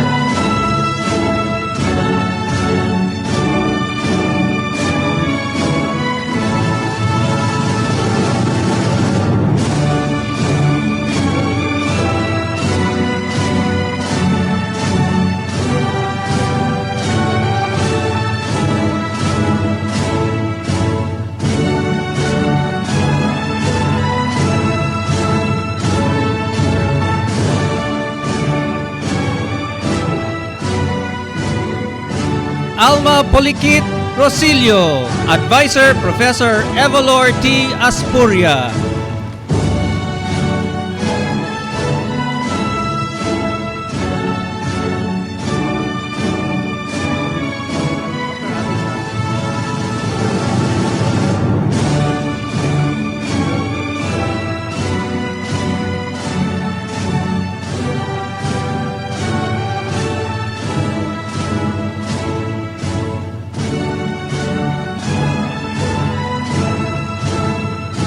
For the Doctor of Philosophy in Plant Breeding, Muhammad Mahir Aslam.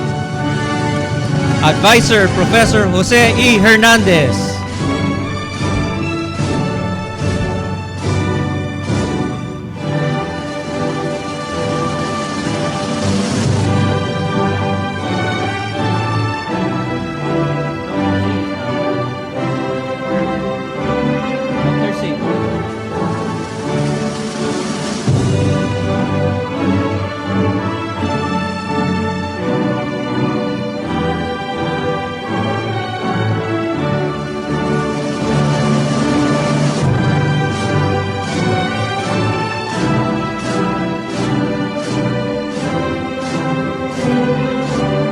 Middle East Mogul Evangelista sa HISE, Advisor Professor Jose E. Hernandez.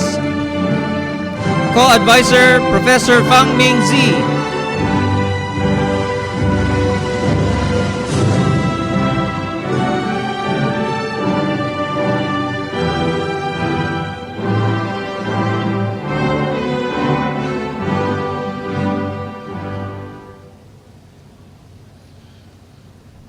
Ms. Su Lat Few, Advisor Professor Jose E. Hernandez. Co-Advisor Professor Rakesh Kumar Singh.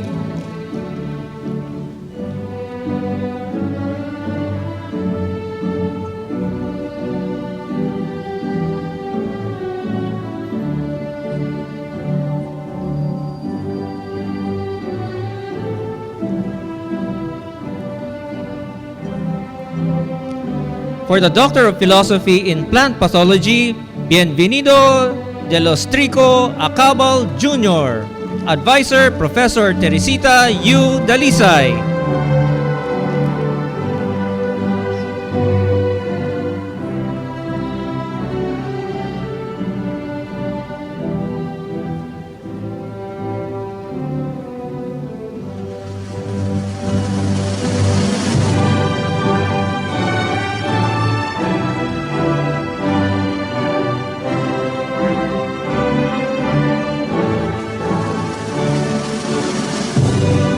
I. Advisor Professor Christian Joseph R. Kumagun.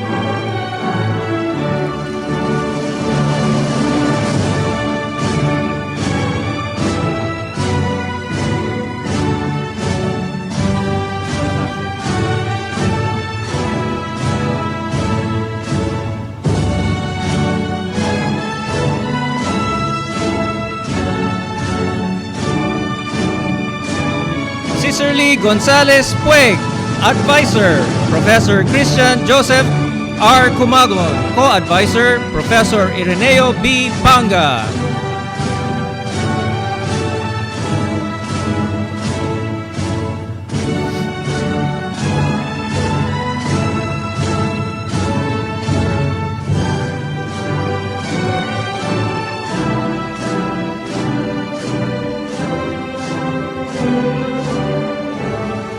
For the Doctor of Philosophy in Soil Science, Auralyn Figarola Balacase, Advisor Professor Rodrigo B. Badayos.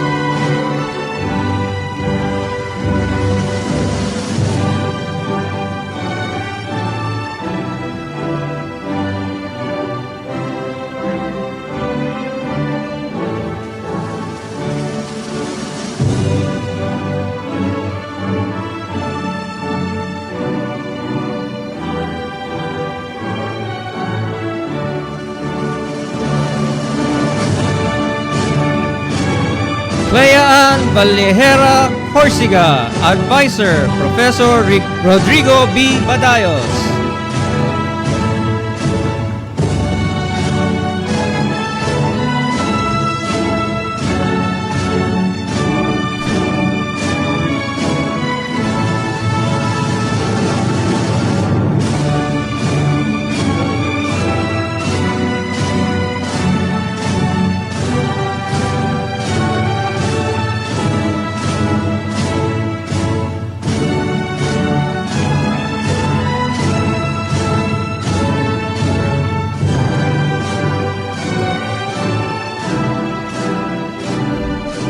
Ryan Tesoro Sarimon, Advisor Professor Pearl B. Sanchez.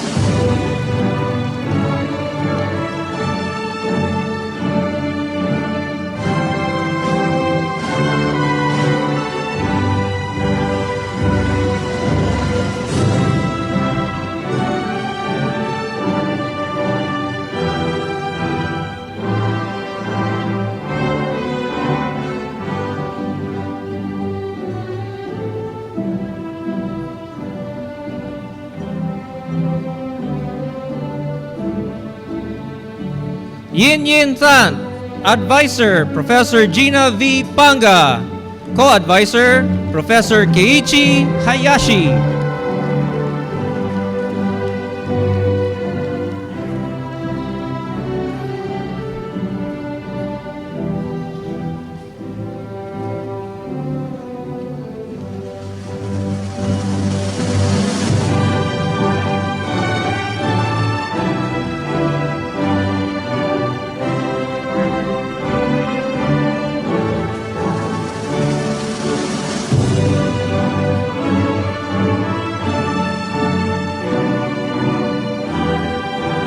From the Arts and Sciences, Doctor of Philosophy in Botany, Leah Escarcha Endonelia. Advisor, Professor Maribel L. Dionisio Sese.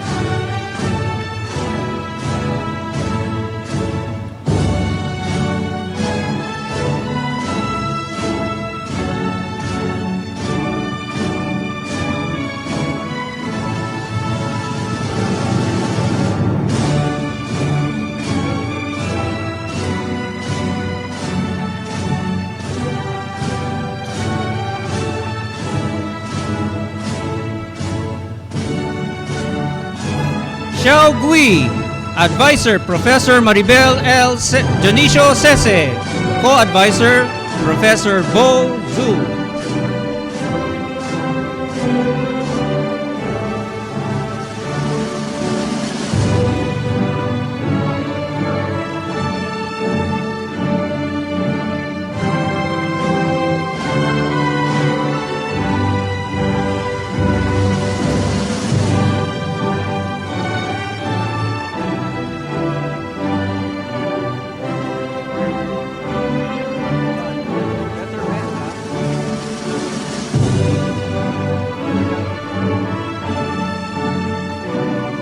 For the Doctor of Philosophy in Computer Science, Iman Rasek.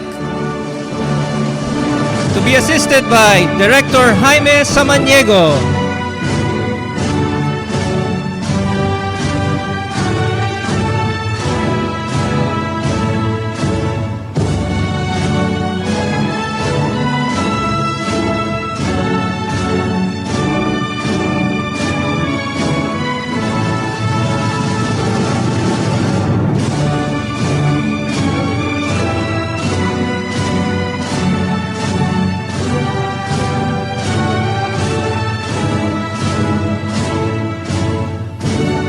For the Doctor of Philosophy in Genetics, Maricel Quezon Corpus.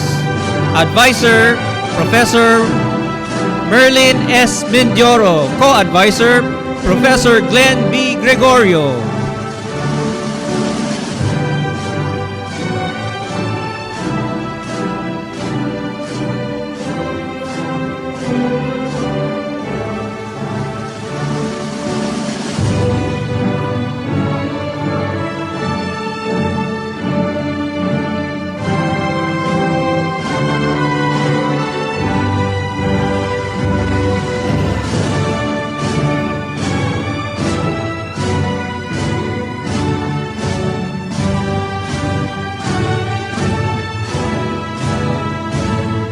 For the Doctor of Philosophy in Microbiology, Ernie Yunyarty. Advisor, Professor Ida F. Dalmasio.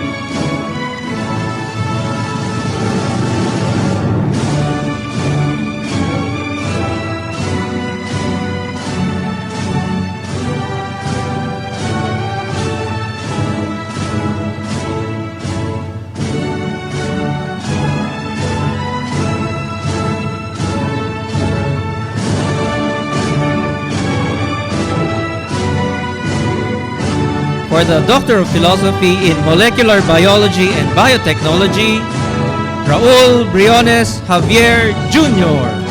Advisor, Professor Maria Jenaline Q. Diaz.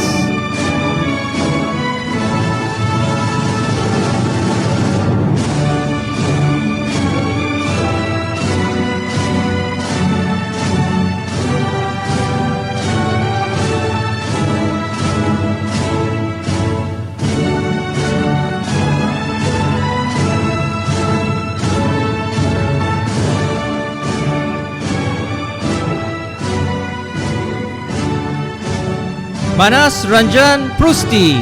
Advisor, Professor Maria Jenaline Q. Diaz. Co-Advisor, Shirod Kumar, Professor Shirod Kumar Jena.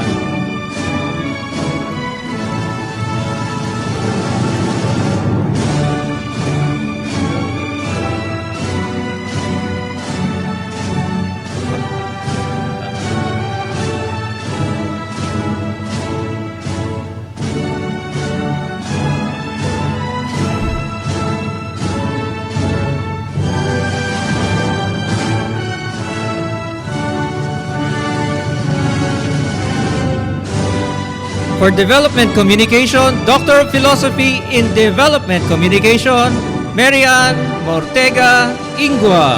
Advisor, Professor Maria Teresa H. Velasco.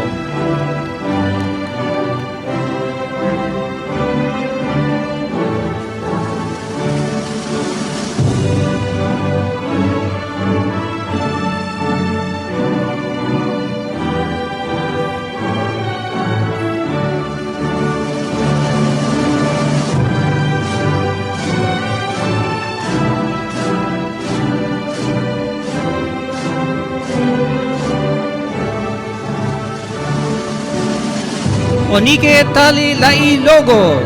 Advisor, Professor Madeline M. Suva.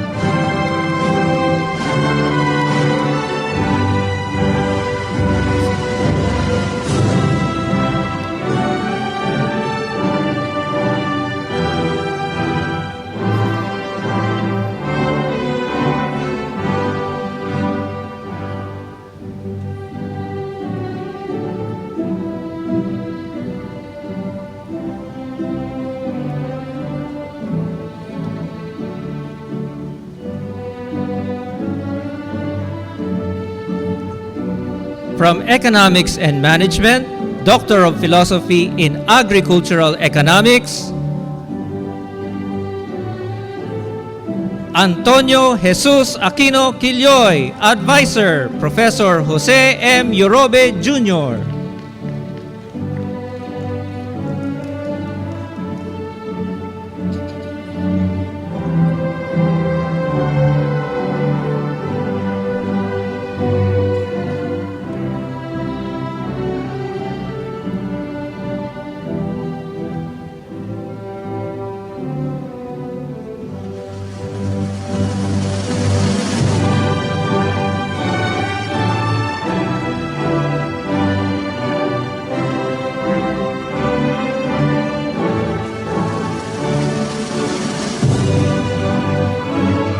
Reynold David Tan.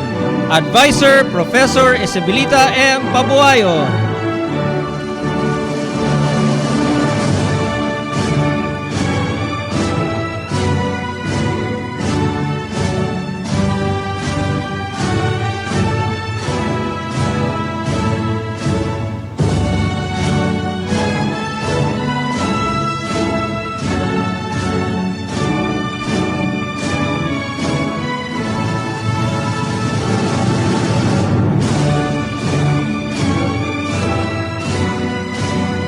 Trin Quang Toay. Advisor, Professor Roberto F. Ranyola Jr.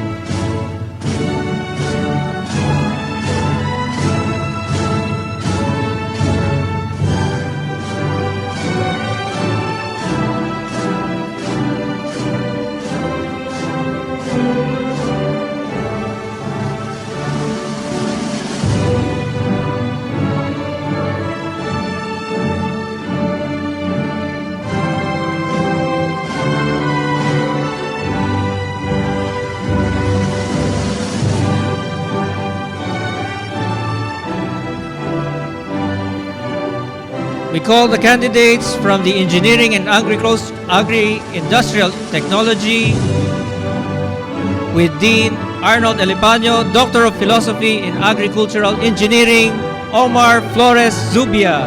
Advisor, Professor Delphine C. Suministrado.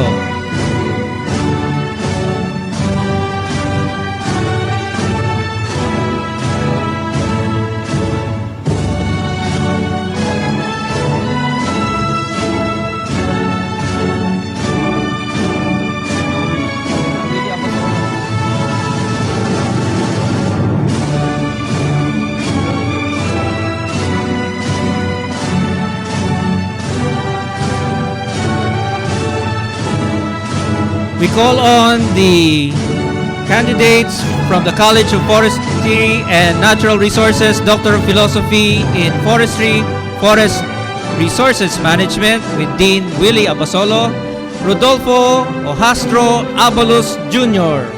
Advisor, Professor Teodoro R. Villanueva, Co-Advisor, Dr. Rex Cruz.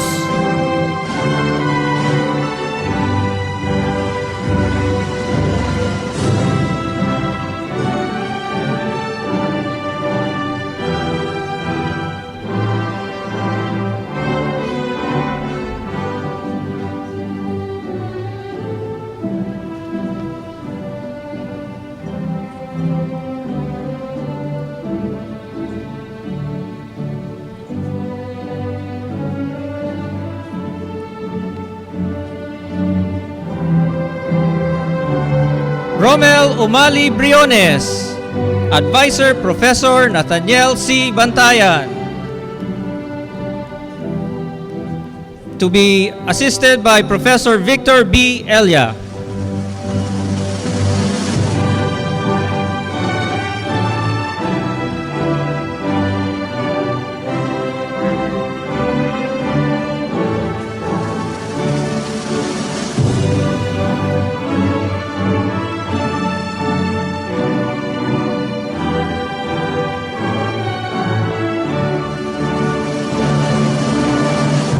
For the Doctor of Philosophy in Forestry, Silviculture, and Forest Influences, Shirel Fabia Ballesteros.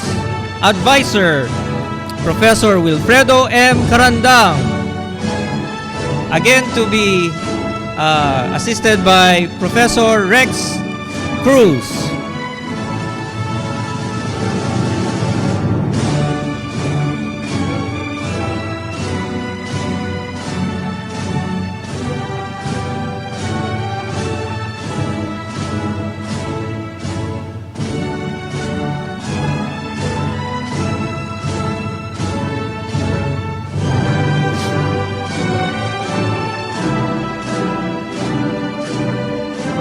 For the Doctor of Philosophy in Forestry, Wood Science and Technology, Marvin Arroyo Batiancela.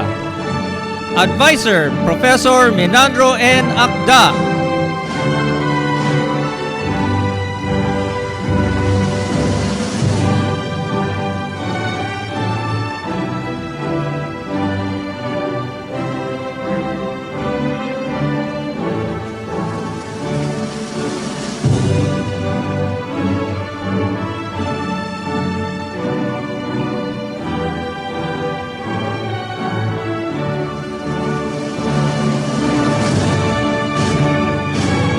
From Human Ecology, with Dean Raden Piadoso. For the Doctor of Philosophy in Human Nutrition, Touch Buntang. Advisor, Wilma A. Hurtada.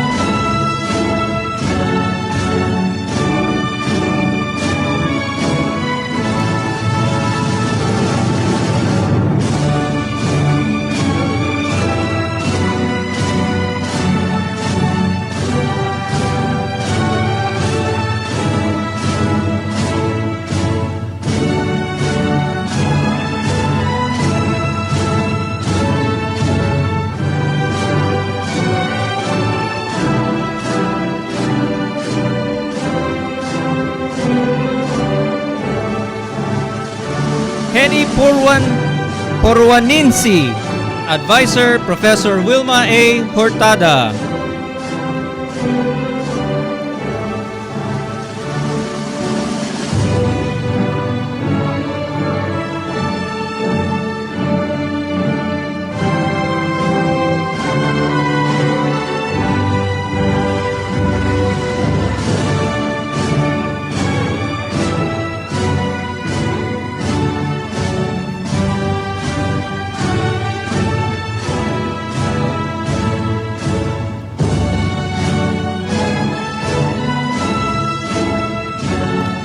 From Public Affairs and Development, Dean Virginia Cardenas. For Community Development, J.P. Roma Dacanay Domingo. Advisor, Professor Josefina T. Dizon.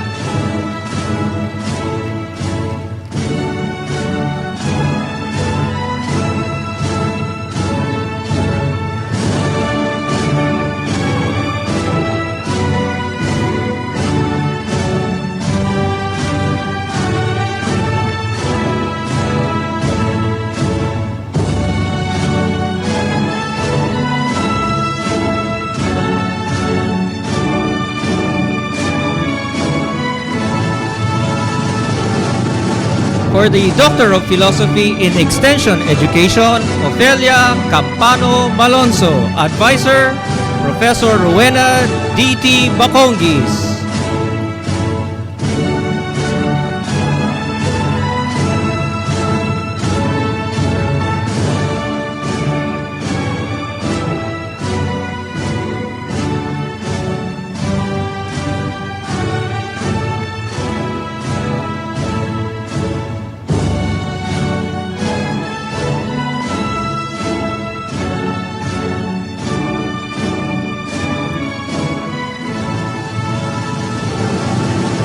Alisa Sahahiron, Advisor, Professor Wena D.T. Bakongis.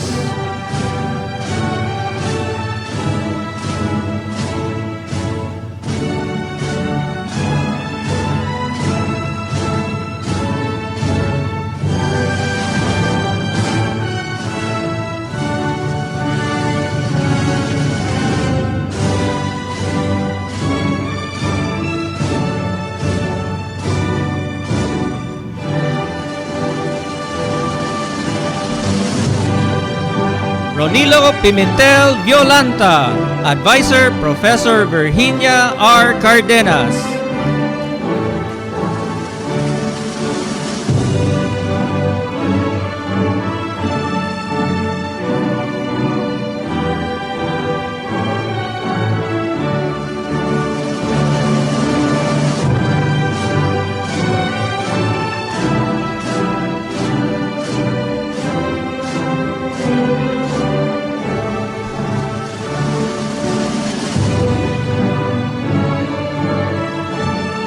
For Environmental Science and Management, Dean Decibel Islama, please. For the Doctor of Philosophy in Environmental Science, Jela Patria Lobo Abella. Advisor, Professor Filino P. Lansigan.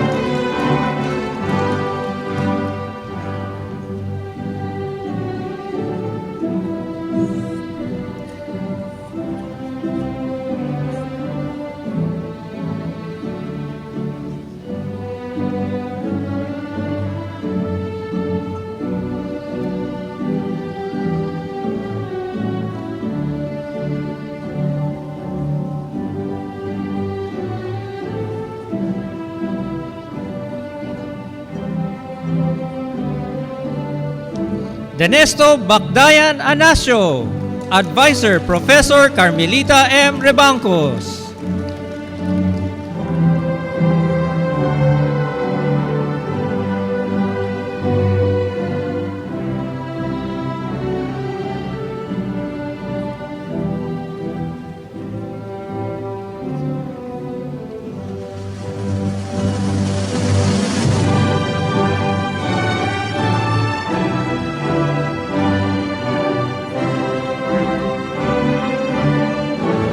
Aris Olifernes Ativo, Advisor, Professor Leonardo M. Florese.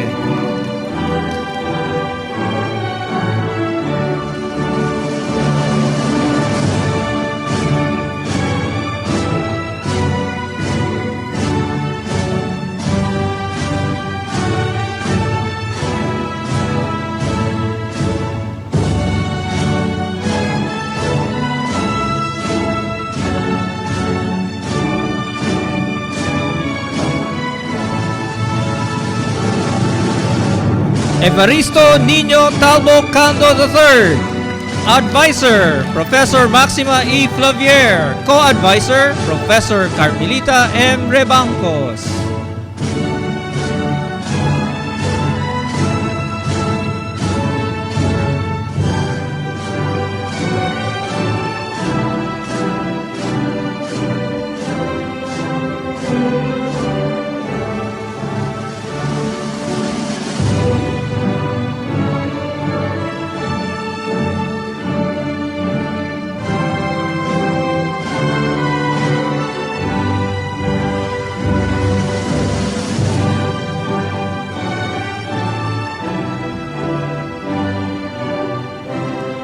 Ana Rosa Alob Carmona, Advisor, Professor Victor B. Elia.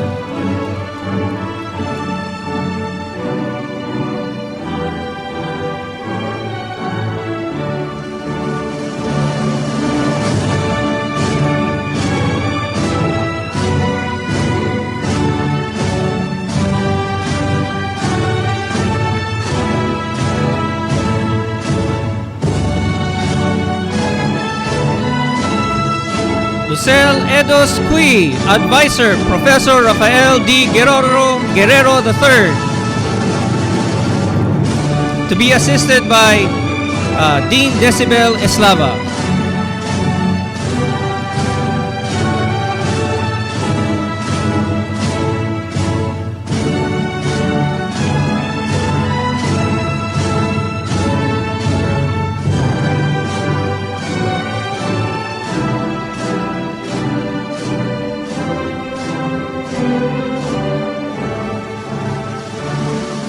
Alex Javier Fajardo, Advisor, Professor Maria Vivian C. Camacho.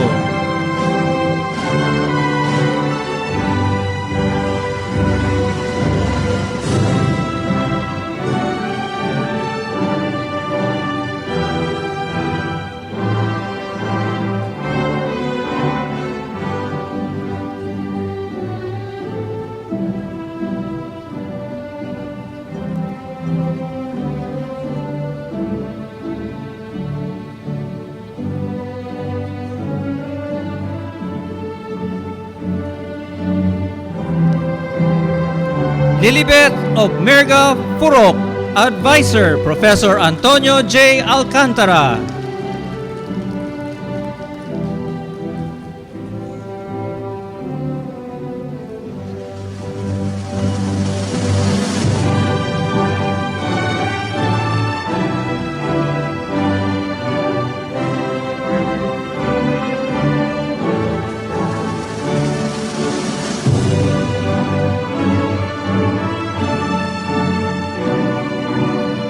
Josephine Encisa Garcia, Advisor, Professor Rex Victor O. Cruz.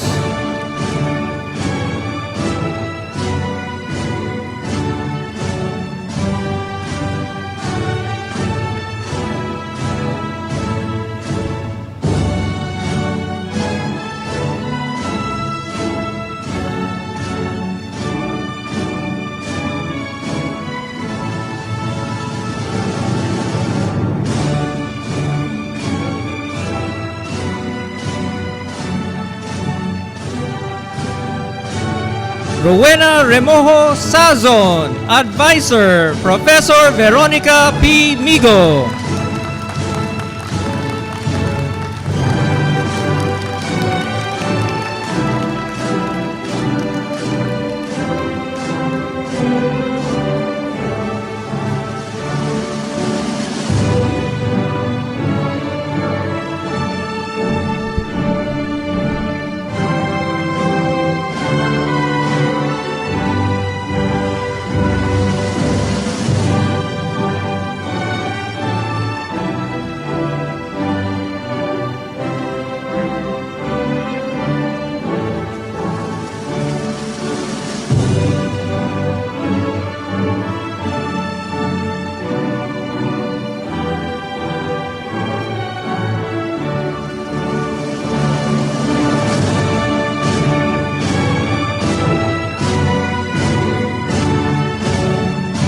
Ladies and gentlemen, the next part is the recognition of outstanding PhD candidates.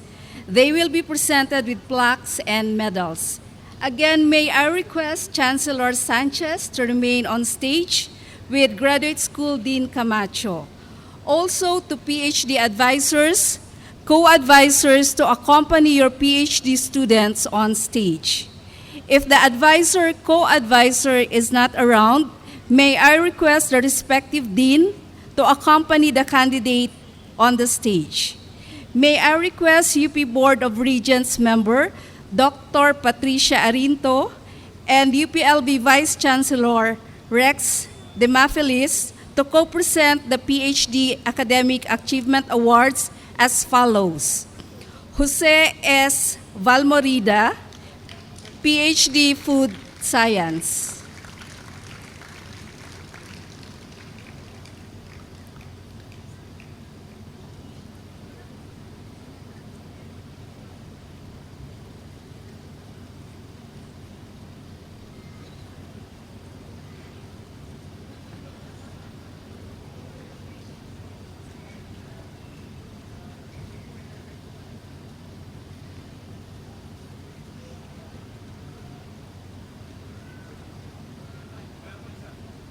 Tanay Joshi, PhD Agronomy.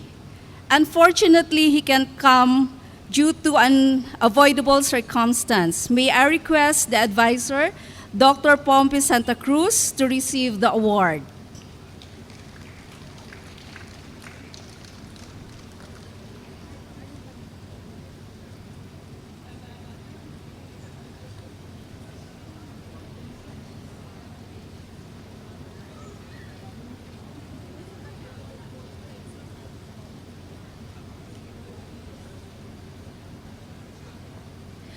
Please remain on stage, Regent Arinto.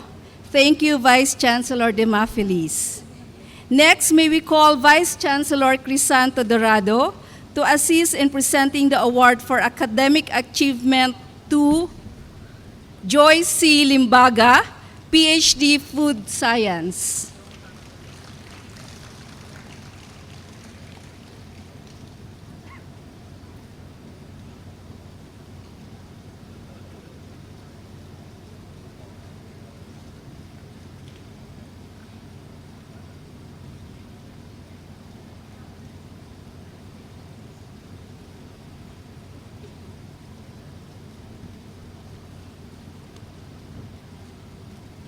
Ryan T. Sarimong, PhD Soil Science.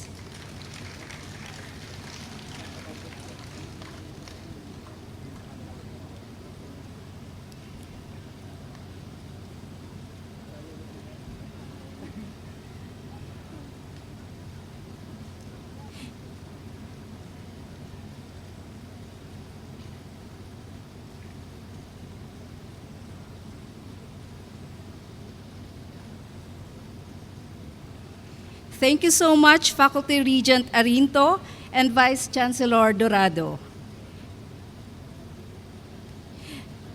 Next, may we again request UP Vice President for Academic Affairs, Dr. Cynthia Bautista, and we call Academic Affairs Vice Chancellor Dr. Portia Lapitan to present the other PhD Academic Achievement Award to Evaristo Nino T. Cando III, PhD Environmental Science.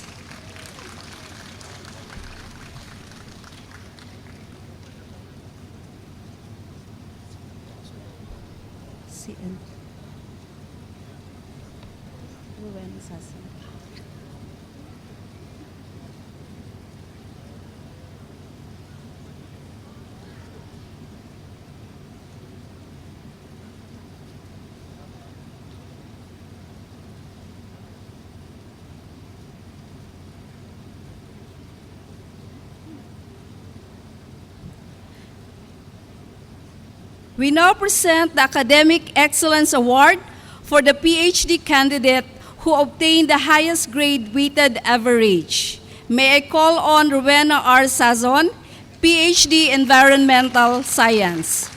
Recipient of PhD Academic Excellence Award, please allow me to read the citation. University of the Philippines, Los Baños Graduate School presents this plaque of recognition to Rowena R. Sazon in acknowledgement of her academic excellence for having obtained the highest general weighted average among graduates of the regular PhD degree for academic 2016-2017. Given this 23rd day of June 2017, during the hooding and recognition ceremonies of the UPLB Graduate School at D.L. O'Malley Freedom Park, College, Laguna, Philippines. Signed, Jose V. Camacho Jr., Dean Graduate School, Fernando C. Sanchez Jr., Chancellor.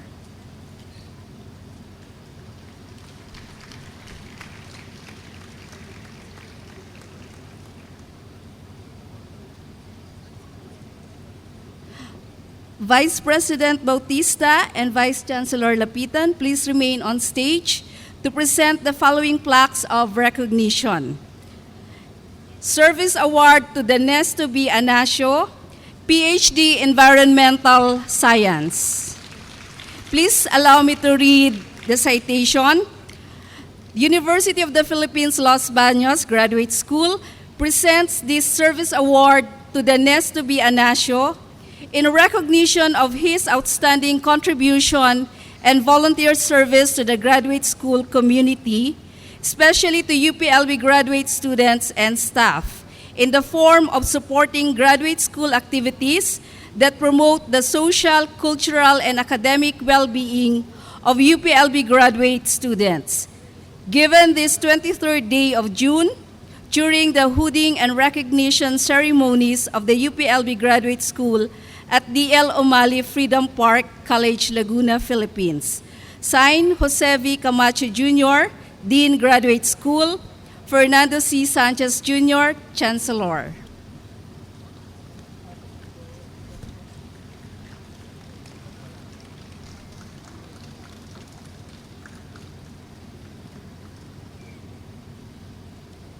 Service Award, a Leadership Award to Neil L. Ningal, PhD Animal Science.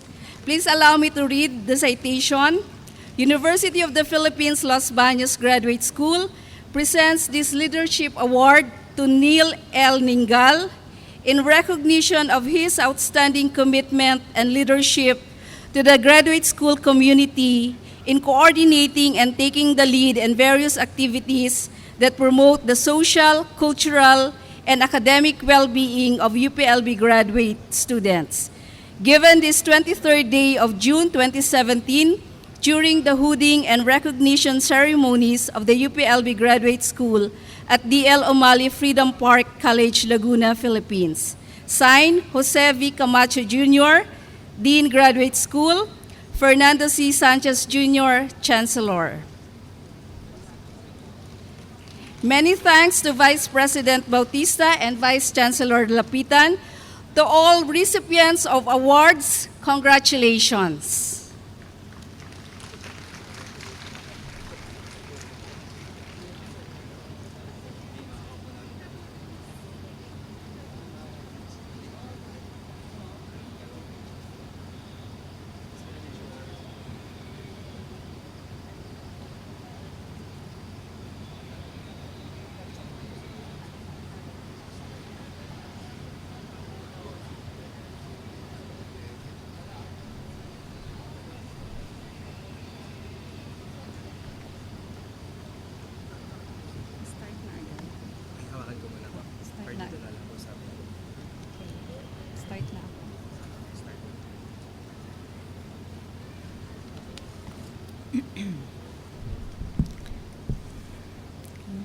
To our honorable guest speaker, Dr. Arsenio M. Balisacan, members of the UP Board of Regents, the UP Vice President for Academic Affairs, members of the UPLB Management and Executive Committee, headed by our Chancellor, Dr. Fernando C. Sanchez Jr., the Dean and College Secretary of Graduate School, Drs. Jose V. Camacho and Mark Don de Arboleda, all other university officials, members of the graduate faculty, fellow graduates, friends and family, ladies and gentlemen, good evening. To say that I was surprised when I received an email from the graduate school 2 days ago telling me that I would deliver a speech on behalf of the PhD graduating class is an understatement.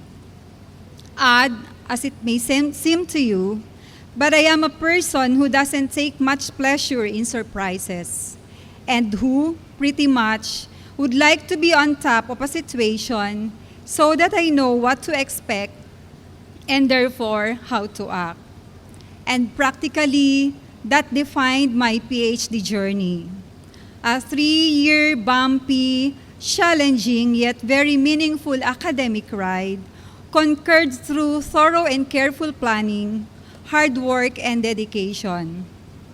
And that included preparing for the most dreaded comprehensive examination several months ahead. But really, what motivated me to be focused and to avoid dilly-dallying was my desire to finish my studies on time so that I can go back home to my 2 little girls who I left in the province. They kept my sanity, but sometimes take it away too, whenever pangs of loneliness and feelings of guilt would creep to me since I could not take care of them personally. We have different circumstances, and that include different baggages when we decided to pursue our graduate studies here in UPLB.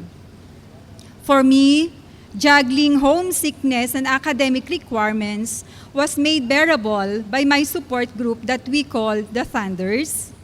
So called not because of our age, but more so because of our maturity.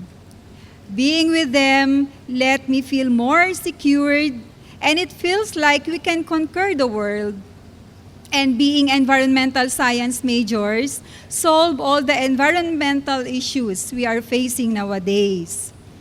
But now, that I am successfully conferred the PhD degree and can now enjoy more time with my family, I don't want to leave an impression that all about me is my family. Of course, there is truth to that. Let us not forget that there is a bigger world that needs transformation, and we are privileged, but also beholden, that UPLB serve as our training ground. The independent learning and culture of honor and excellence that the university advocates and upholds become our characteristic emblem to wherever our profession takes us. But before we move forward to what the future holds, please allow me to thank all the people, groups, and organizations who help us complete our respective academic programs. First, our professors, who unselfishly share their knowledge, time, and expertise. To all the staff of Graduate School for cheerfully assisting us during registration and updating us on the status of our academic requirements. To the organizations that provided financial support, particularly to DOST, CHED, NRCP, CIRCA, and others. To friends, classmates, and other support groups for sharing our burden and being each other's strength. To our family, our constant source of love, inspiration, and encouragement. Of course, I would like to give tribute to all our advisors and members of the advisory committee, especially to my advisor, Dr. Veronica P. Migo, who did not give up on me when emotional pressure pushed me to the wall and made me want to quit. Being in front of the graduating class this year is an honor. Nevertheless, I believe that all graduate students rightfully deserve this recognition. This is shared to all of you graduates of 2017, those who spent sleepless nights for doing their academic requirements, for writing and revising their manuscript, who spent long working hours in the laboratory or in the field, who shed their tears after receiving the comments of the external reviewer, who continue to pursue their degree despite the loss of their loved ones, and most importantly, to those who temporarily prioritize their studies over their family. A salute to all of us graduates, para sa pamilya, sa bayan, para sa kalikasan at sa bansang Pilipinas, mabuhay tayong lahat. Salamat po.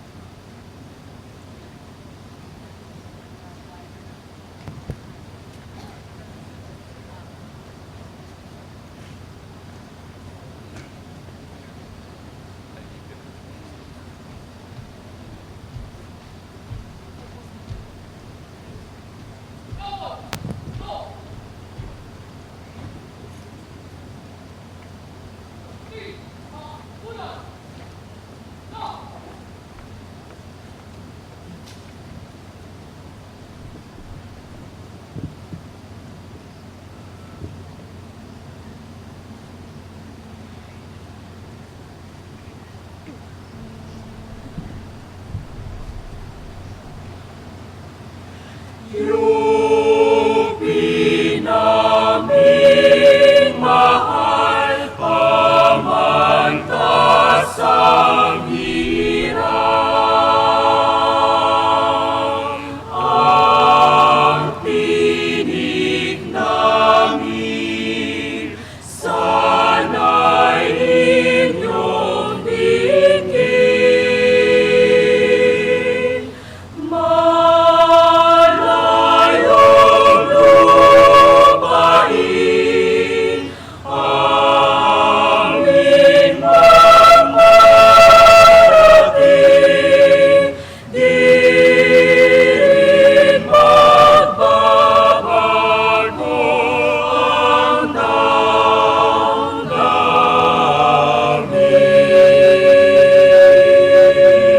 Di rin magbabago ang damdamin.